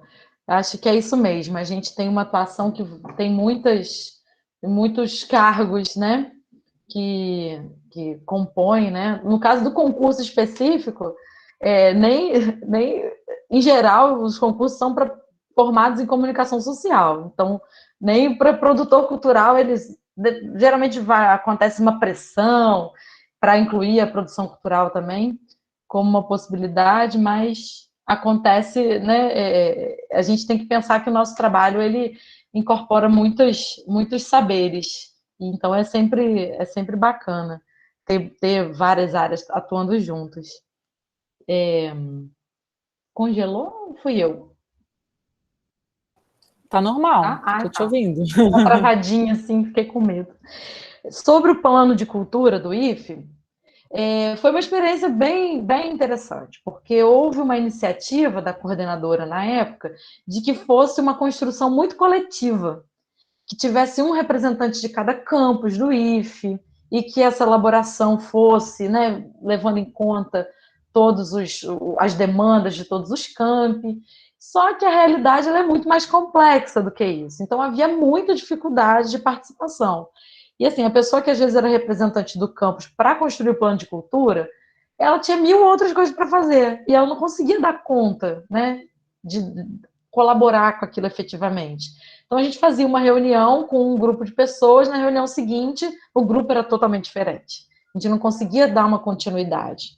Então teve um momento que a gente teve que pegar assim, elaborar um texto base para compartilhar com as pessoas e elas verem se concordavam com aquilo ou não, porque elaborar coletivamente não estava sendo fácil. Depois disso, teve um processo de consulta pública. E aí foi bem interessante, porque foi para a internet e a gente fez caravanas, uma caravana pelo IF, né? A gente ia aos campos divulgar que a consulta pública estava aberta, que as pessoas participassem, aproveitava e ouvia, né, as demandas daquele campus que eventualmente não era possível ouvir, não foi possível ouvir naquele momento. Então, teve todo um trabalho assim de trazer a comunidade acadêmica, né, ou a comunidade acadêmica é mais ampla que isso, mas a comunidade diretamente vinculada ao IFE nessa produção desse documento. Ainda assim, foi muito difícil. E então, a partir disso, foi elaborado esse documento. Se eu não me engano, eu não estou com a memória muito boa, eu acho que ele expira esse ano. Ele foi feito até 2020, para que em 2020 tivesse um outro movimento, para gerar um outro plano de cultura. Né? Então, assim, foi um processo que tentamos que fosse feito o mais participativo possível, dando conta de todas as peculiaridades do SCAMP, do Instituto Federal Fluminense, e uma carta de princípios para gestões poderem investir. Hoje ele é muito assim, a gente usa ele muito para legitimar as nossas demandas. Né? A gente então precisa de algum recurso para fazer alguma ação. A justificativa é o quê? No plano de cultura diz que vai fomentar ações de memória e patrimônio, então ele virou uma maneira da gente argumentar rapidamente com as gestões. Ó, vocês aprovaram isso aqui, então não me pergunte muito por quê, porque está lá no plano de cultura. E tem sido útil, né, nessa perspectiva. Eu posso disponibilizar ele aqui, eu achei um link. Aí eu colo aqui no chat, para vocês verem como ficou. Obrigada, Aline. Tem a Paula Cucinato agora, que eu vou chamar, mas antes queria comentar, o pessoal está escrevendo muita coisa aqui no chat, se vocês conseguirem acompanhar também, mas principalmente reforçar o que o pessoal está convidando para o Forcult, que vai ser sediado pela UFAL virtual, no canal do YouTube, né, o Forcult que sempre é abrigado por uma universidade, uma instituição, na verdade, uma IPES, né, um integrante desse sistema de instituições públicas de ensino superior. Então, reforçar o convite de todo mundo aqui. O evento amanhã começa às 8 da manhã, se eu não me engano, né, no YouTube da UFAL. À tarde vai estar concorrendo com o meu evento também, né, que é de políticas culturais, mas enfim, quem não conseguiu participar, se inscrever para o meu, aproveita e vai para o Forcult. E agora, então, vou abrir a fala para Paula, não é isso? Paula, fica à vontade. Oi, gente, boa tarde. Eu sou a Paula, eu sou da Universidade Federal do Triângulo Mineiro e atualmente eu trabalho como diretora de cultura aqui na universidade, estou como diretora de cultura. E aqui até a gente tem um cargo já de produtor cultural no meu setor, no meu departamento, e a gente já abriu um concurso, tem um aberto já para outro também. Só que, infelizmente, igual elas falaram, só abre para comunicação social, né? A gente até tentou impugnar o edital, eu tentei impugnar o edital da minha própria universidade, tentando mudar isso, porque tem gente de várias áreas que contribuem, que são muito bons. Mas, enfim, a minha dúvida, não minha dúvida, assim, o meu problema como gestora na área da cultura, que eu tenho pensado muito, é como que a gente chega, eu não sei se em todas as universidades, mas eu acho que a maioria, a cultura está dentro da extensão, né? Aqui é o meu caso. É de como realmente a cultura chegar até a sociedade. Como fazer a diferença, como trazer as demandas da sociedade para a gente poder ir até lá. Porque, assim, a gente abre as portas da universidade, mas, principalmente, quem está na periferia, é muito difícil eles chegarem aqui. Até a Carla falou, né, do problema, muitas vezes eles acham que é paga. A gente abre que faz feira de profissões, o pessoal pergunta, tá, mas quanto que paga para estudar? Então, a gente ainda tem essa dificuldade. Mas com a cultura eu tenho tido muito, assim, tenho pensado muito. Ano passado, eu acabei de fechar o relatório de gestão do ano passado, a gente trabalhou muito. Aliás, na minha universidade, assim, a gente tem um reconhecimento muito bom. Até o Aline aqui, eu tenho 12 bolsistas ligados ao meu departamento para trabalhar, é bastante gente. A gente tem um reconhecimento da cultura aqui dentro, mas eu não, ainda, assim, a hora que eu olhei meu relatório e vi tudo que a gente fez, ainda não vi a universidade ainda lá fora atendendo as demandas da sociedade. A gente ainda está muito voltado para a gente, sabe? Eu não sei se vocês têm esses mesmos problemas, ou se vocês já conseguiram vencer, como vocês conseguiram fazer isso. Obrigada, gente.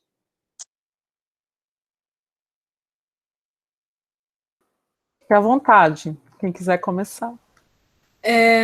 Paula, até todos, na verdade, quando nós tivemos um concurso aqui na UFPR ano passado, que foi aberto aos formados em produção cultural. Talvez seria bom as universidades aí se conversarem e ver como que conseguiram, porque eu sei que é uma lei, né, do cargo, do plano de carreira dos técnicos, que prevê que ser comunicação.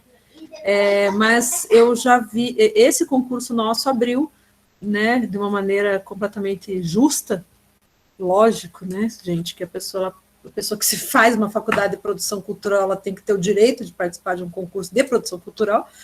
Mas, então, era legal ver juridicamente como que foram, quem conseguiu como. Acho que o Forcult, por exemplo, é um espaço dessas trocas, né? Então, a gente trocar essas informações. Quanto à questão posso falar pela minha experiência, porque eu trabalhei muito com comunidade e comunidade carente, principalmente em Matinhos, eu penso assim, importante ter embaixadores, né? Eu acho que os estudantes podem ser embaixadores, porque a partir do momento que o estudante ele estuda na UFPR, na federal que seja, instituto, qualquer, né? Ele leva para casa essa informação de que o evento é grátis, de que, por exemplo, a Universidade da Maturidade, não sei se vocês têm aí nas de vocês, é um espaço maravilhoso, porque você traz pessoas, né, né, idosos, pessoas da maturidade, e essas pessoas podem fazer esse trabalho de embaixador, de levar essa informação para a família, para o filho, para o neto. Era uma coisa que a gente fazia muito no Centro Cultural, né?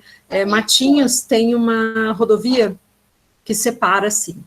Matinhos é uma cidade litorânea, de balneário, né? Então, um lado dela é balneário muito bonito, muito do chique, que só funciona janeiro, fevereiro e março, e o restante do ano é do lado de cada rodovia. O setor da UFPR fica no chique, fica lá nos bacana. O Centro Cultural ficava aqui, na rodovia para cá. Então, o Centro Cultural, ele acabou se tornando uma ponte, um portal, assim. Então, as pessoas iam no Centro Cultural, porque era ali na comunidade, e a partir dali elas acabavam eventualmente acessando a UFPR, tanto de vestibular, de saber que era gratuito, de saber que não pagava, e de participar. Eu sinto, Paula, que normalmente, nós pecamos em fazer alguns eventos e simplesmente tão fechado tão no centro, né?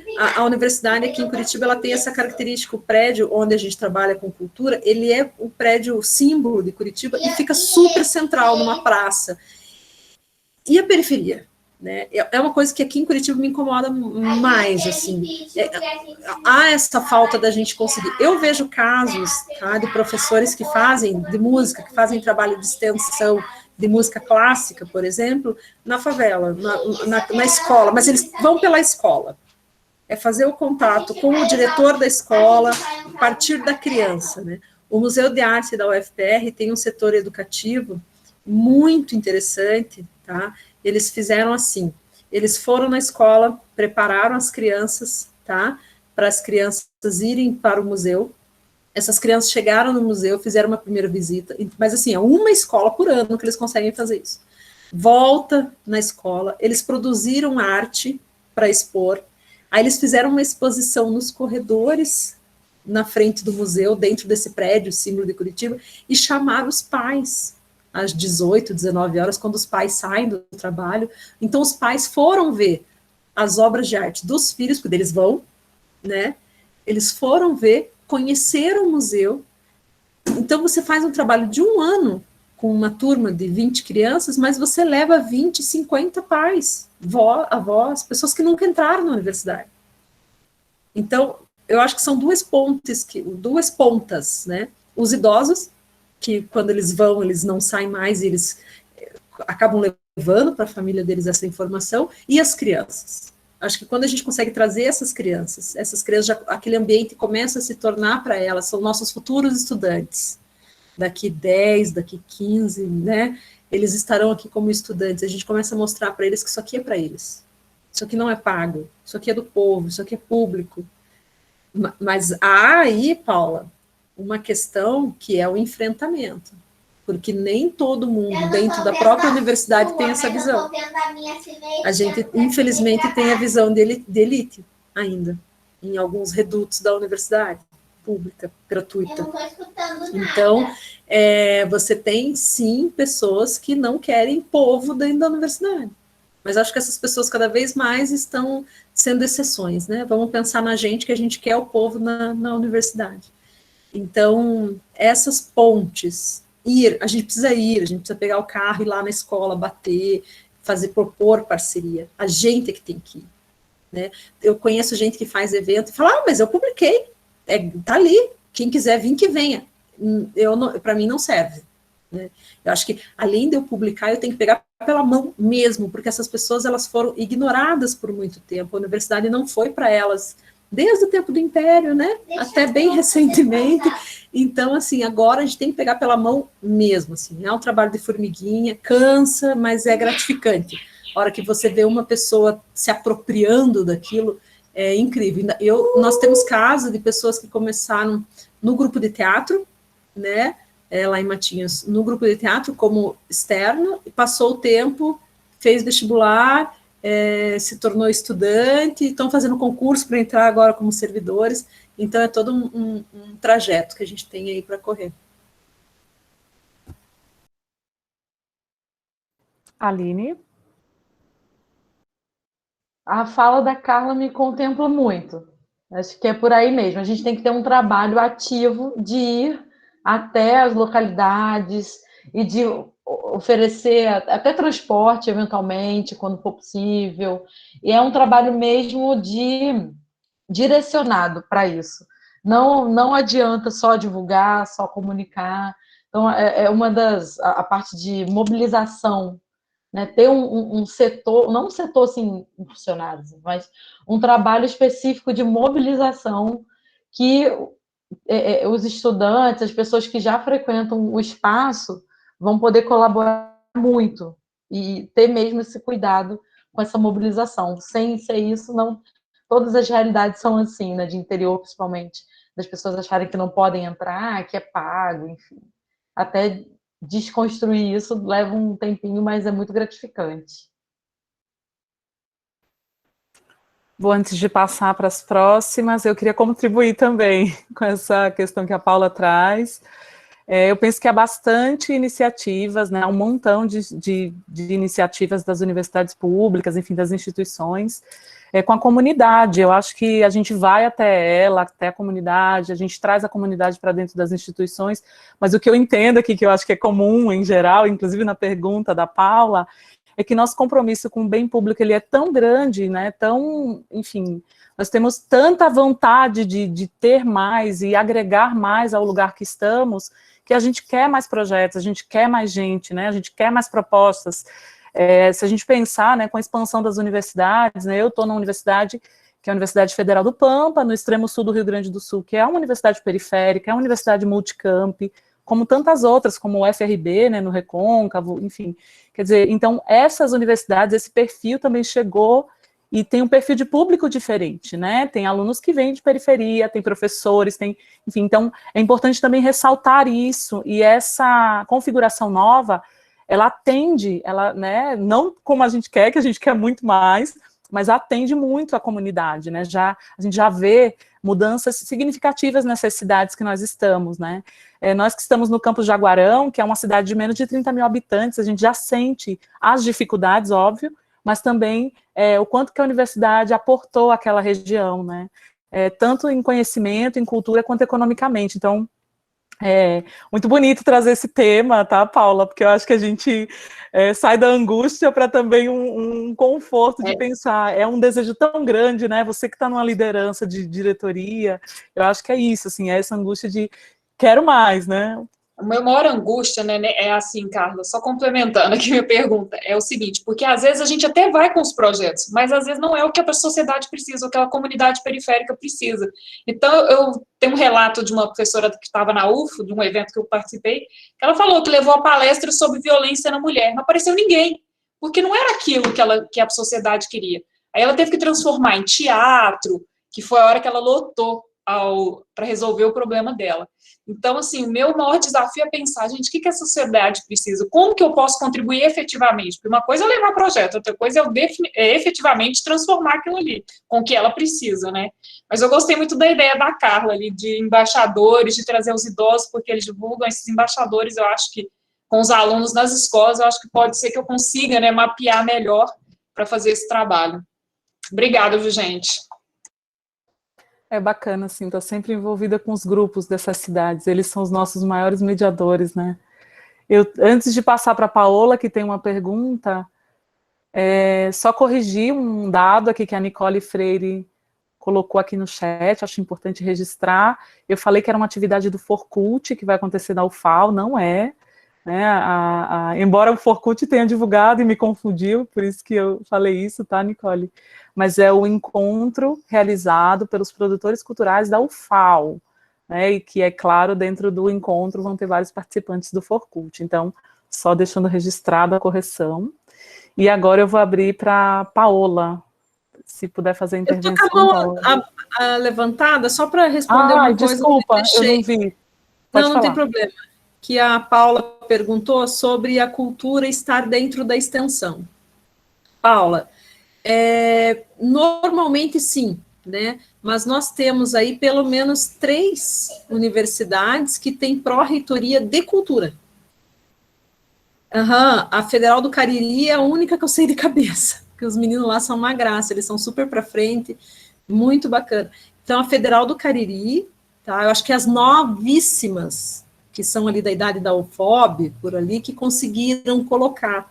Então, você tem, no caso da UFSC, a Federal de Santa Catarina, a cultura é uma secretaria ligada à reitoria. Também é um modelo bem interessante da UFSC, que parece que funciona bem.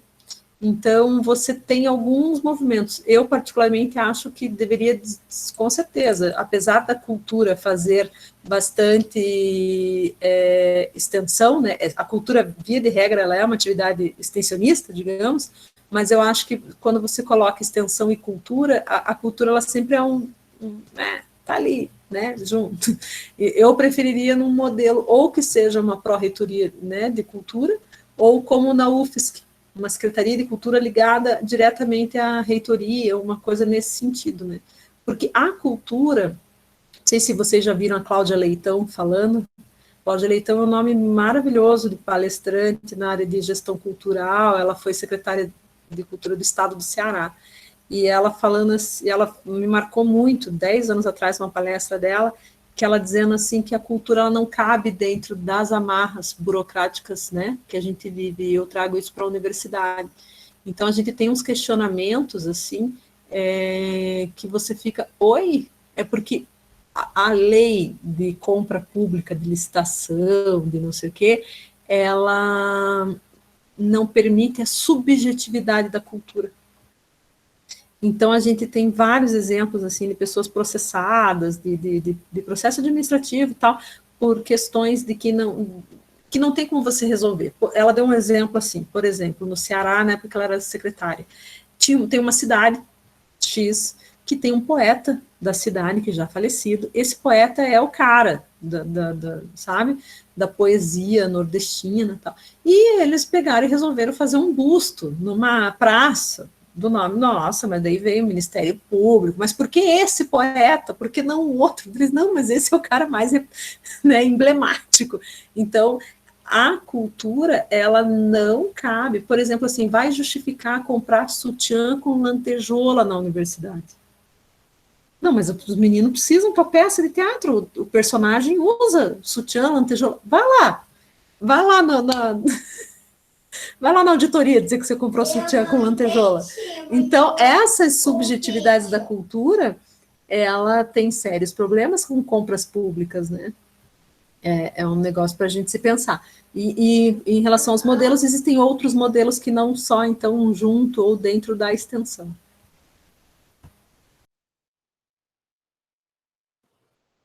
Bom, coloquei um texto aqui no chat, gente, que é uma pesquisa da URGS, né, a Federal do Rio Grande do Sul, que fez um bom levantamento, só das federais, por enquanto, mas que é justamente a respeito daquelas que têm uma política cultural traçada, um plano de cultura.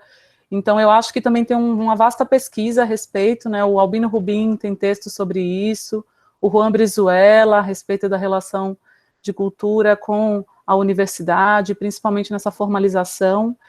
E eu acho que tem muitas experiências, né, a gente trocando, eu acho que é isso, assim, que acontece. Lá na Universidade Federal do Pampa, a gente tem feito também essa relação muito próxima com os grupos que já integram a própria comunidade, e eles são os melhores mediadores para a universidade, né, como a Paula trouxe, a angústia de não chegar impondo, mas sim, né, ao contrário de impor, trazer que essas pessoas nos ajudem nesse processo. Então, a própria comunidade é a mediadora, né, integrantes dessa comunidade.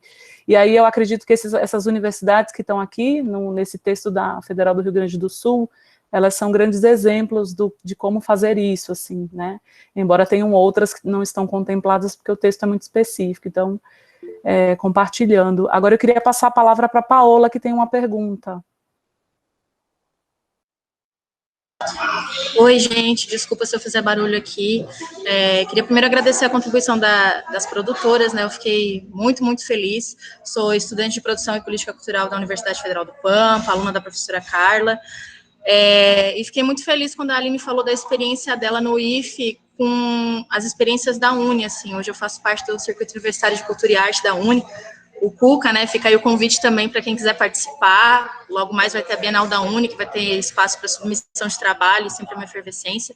Mas a minha pergunta é justamente nesse sentido, assim, vocês que trabalham e vivem a universidade cotidianamente, como vocês têm sentido nesse período, assim, de pandemia, e também de uma série de retrocessos que a gente vem vivendo, né, veio aí a Lei Aldir Blanc, que ajudou a dar um respiro para os artistas durante esse período, mas também tinha discussão de renova ou não renova, onde que está chegando ou não está chegando, movimentou bastante a sociedade. Mas como que vocês têm sentido dentro da universidade, né? Até a própria questão da evasão, tanto de estudantes quanto da própria comunidade que vivia a universidade, era mais nesse sentido. E agradecer de novo, está sendo um momento muito incrível.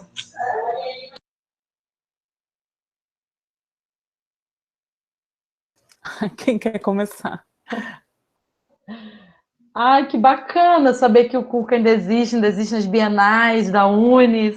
Gente, são experiências únicas. Participem. É um fazer muito, muito único, assim, de toda uma liberdade. Só sendo estudante, a gente tem, depois de entrar na vida profissional e as coisas são um tantinho diferentes. Então, fico muito feliz em saber que ainda existe o Cuca, sabe? Parabéns para vocês que mantêm essas ideias vivas.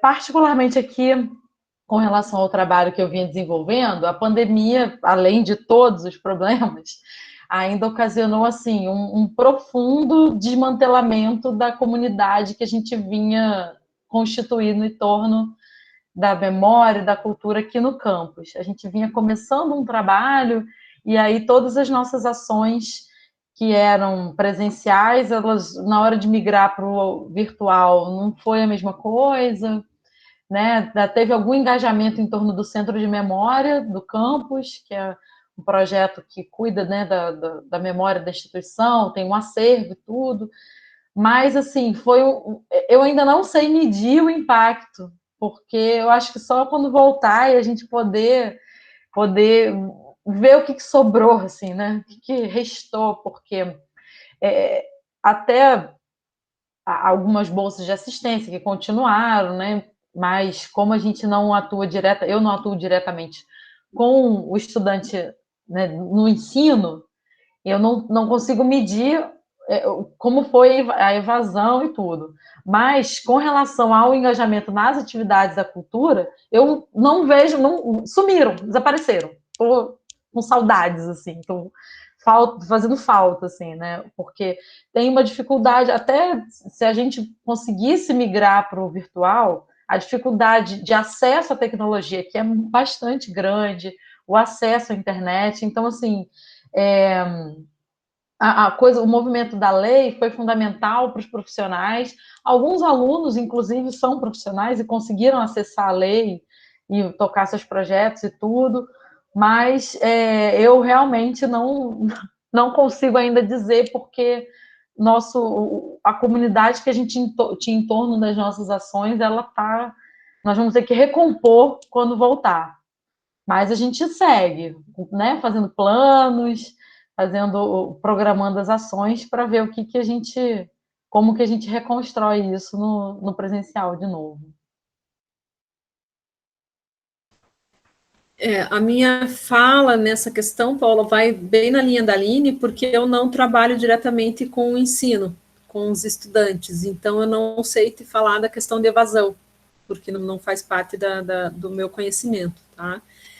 A questão de migrar os eventos para o online, eu acho que a gente sofreu um pouco em algum momento, no começo até foi, mas depois de um tempo, todo mundo estava cansado, né? Acho que todo mundo está cansado de online, né?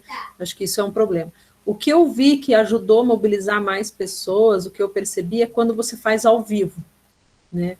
Quando você mobiliza, a pessoa marca no celular, no relógio, tal hora eu tenho que ligar lá porque vai ser ao vivo. Eu acho que mobiliza um pouco mais do que você fazer um gravado e deixar depois, tal.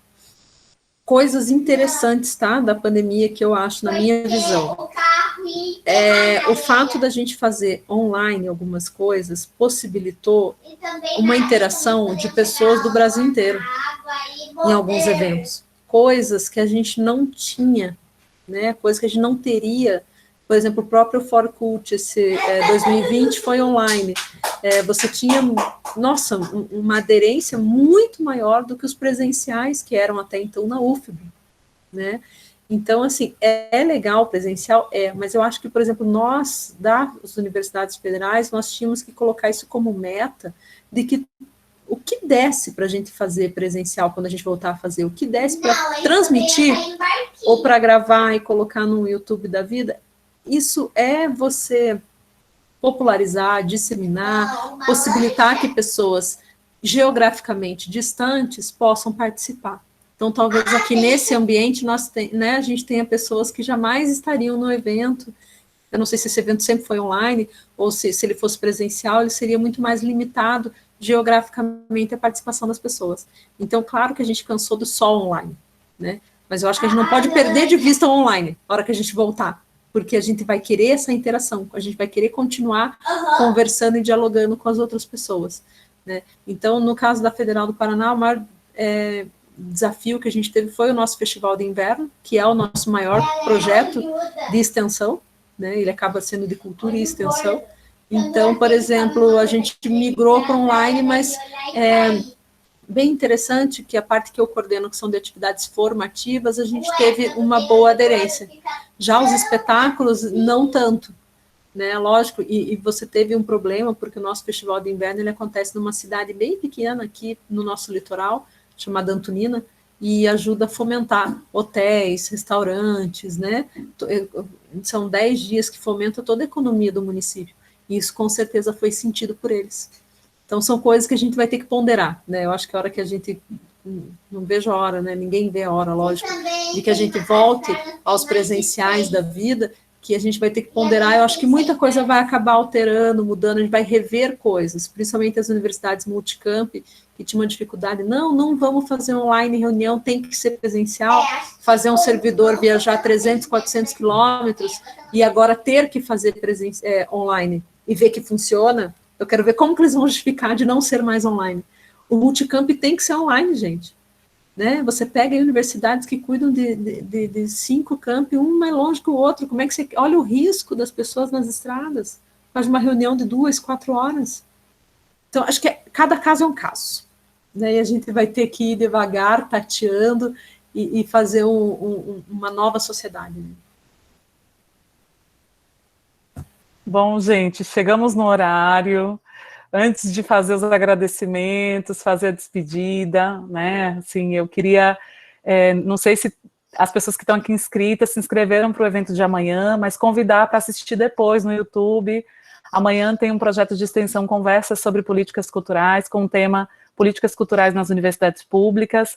Nós vamos contar com o Alexandre Molina, que é o diretor de Cultura na Pró-Reitoria de Extensão e Cultura da UFO, Federal de Uberlândia, a Ivete Batista, que é do Centro de Memória e Cultura Negra, Graça do Axé, lá da UFO também, e a Stephanie Mileu de Couto, que vai falar, representante da Diretoria de Cultura da Universidade Federal do Oeste do Pará. Então, quem se inscreveu, eu vou encontrar de novo. As nossas convidadas estão convidadas também para participar amanhã. Se precisarem, eu envio o link para vocês. E queria agradecer imensamente, primeiro, a vocês duas pelas falas, pela generosidade, por deixar esse espaço no tempo de trabalho, na vida pessoal, para estar aqui com a gente, conversando, trocando, aportando as experiências que só, né, na especificidade de cada uma, nas suas realidades, é possível saber, né, de pessoas como vocês vindo contar para a gente. Então, estou muito feliz com os inscritos e inscritas que vieram, que estão aqui. Se puderem abrir as câmeras para a gente ver todo mundo agora, até os tímidos que não quiseram fazer perguntas, para a gente se ver pelo menos, e agradecer. Não sei se vocês querem fazer uma fala final, rapidinha, não sei, fiquem à vontade. A Carla e a Aline. Agradecer novamente, é bem legal a gente falar da profissão, né, e acho que trabalhar com cultura é uma coisa que a gente tem que amar, né, a gente é movido não por dinheiro, porque se a gente fosse movido por dinheiro, a gente estaria fazendo outra coisa, a gente é movido por amor, né, então, agradecer vocês, encorajá-los, né, a continuar, a crescer aí, e estou à disposição, se alguém quiser conversar, pode pegar meu e-mail com a Carla, a professora Carla, e a gente pode trocar uma ideia, tranquilo, estou à disposição de vocês. Um abraço, perseverem. Eu também agradeço muito pela chance, a oportunidade, por conhecer as duas Carlas, né? As oportunidades de conhecer pessoas novas e tanta gente bacana, uma sala lotada no meio da tarde. Achei foi muito gratificante estar aqui, aprender também com vocês, saber que tem tanta gente interessada por esse tema, dá um ânimo para a gente seguir fazendo, tá? Então, também estou à disposição para outras conversas, para continuar conversando sobre outros assuntos, porque foi bastante legal. Obrigada. Obrigada, Carla. Obrigada, Aline. Tchau, pessoal. Obrigada. Acompanhe as próximas etapas do projeto. Tem muita coisa vindo por aí, tá? Muita coisa boa. Beijão.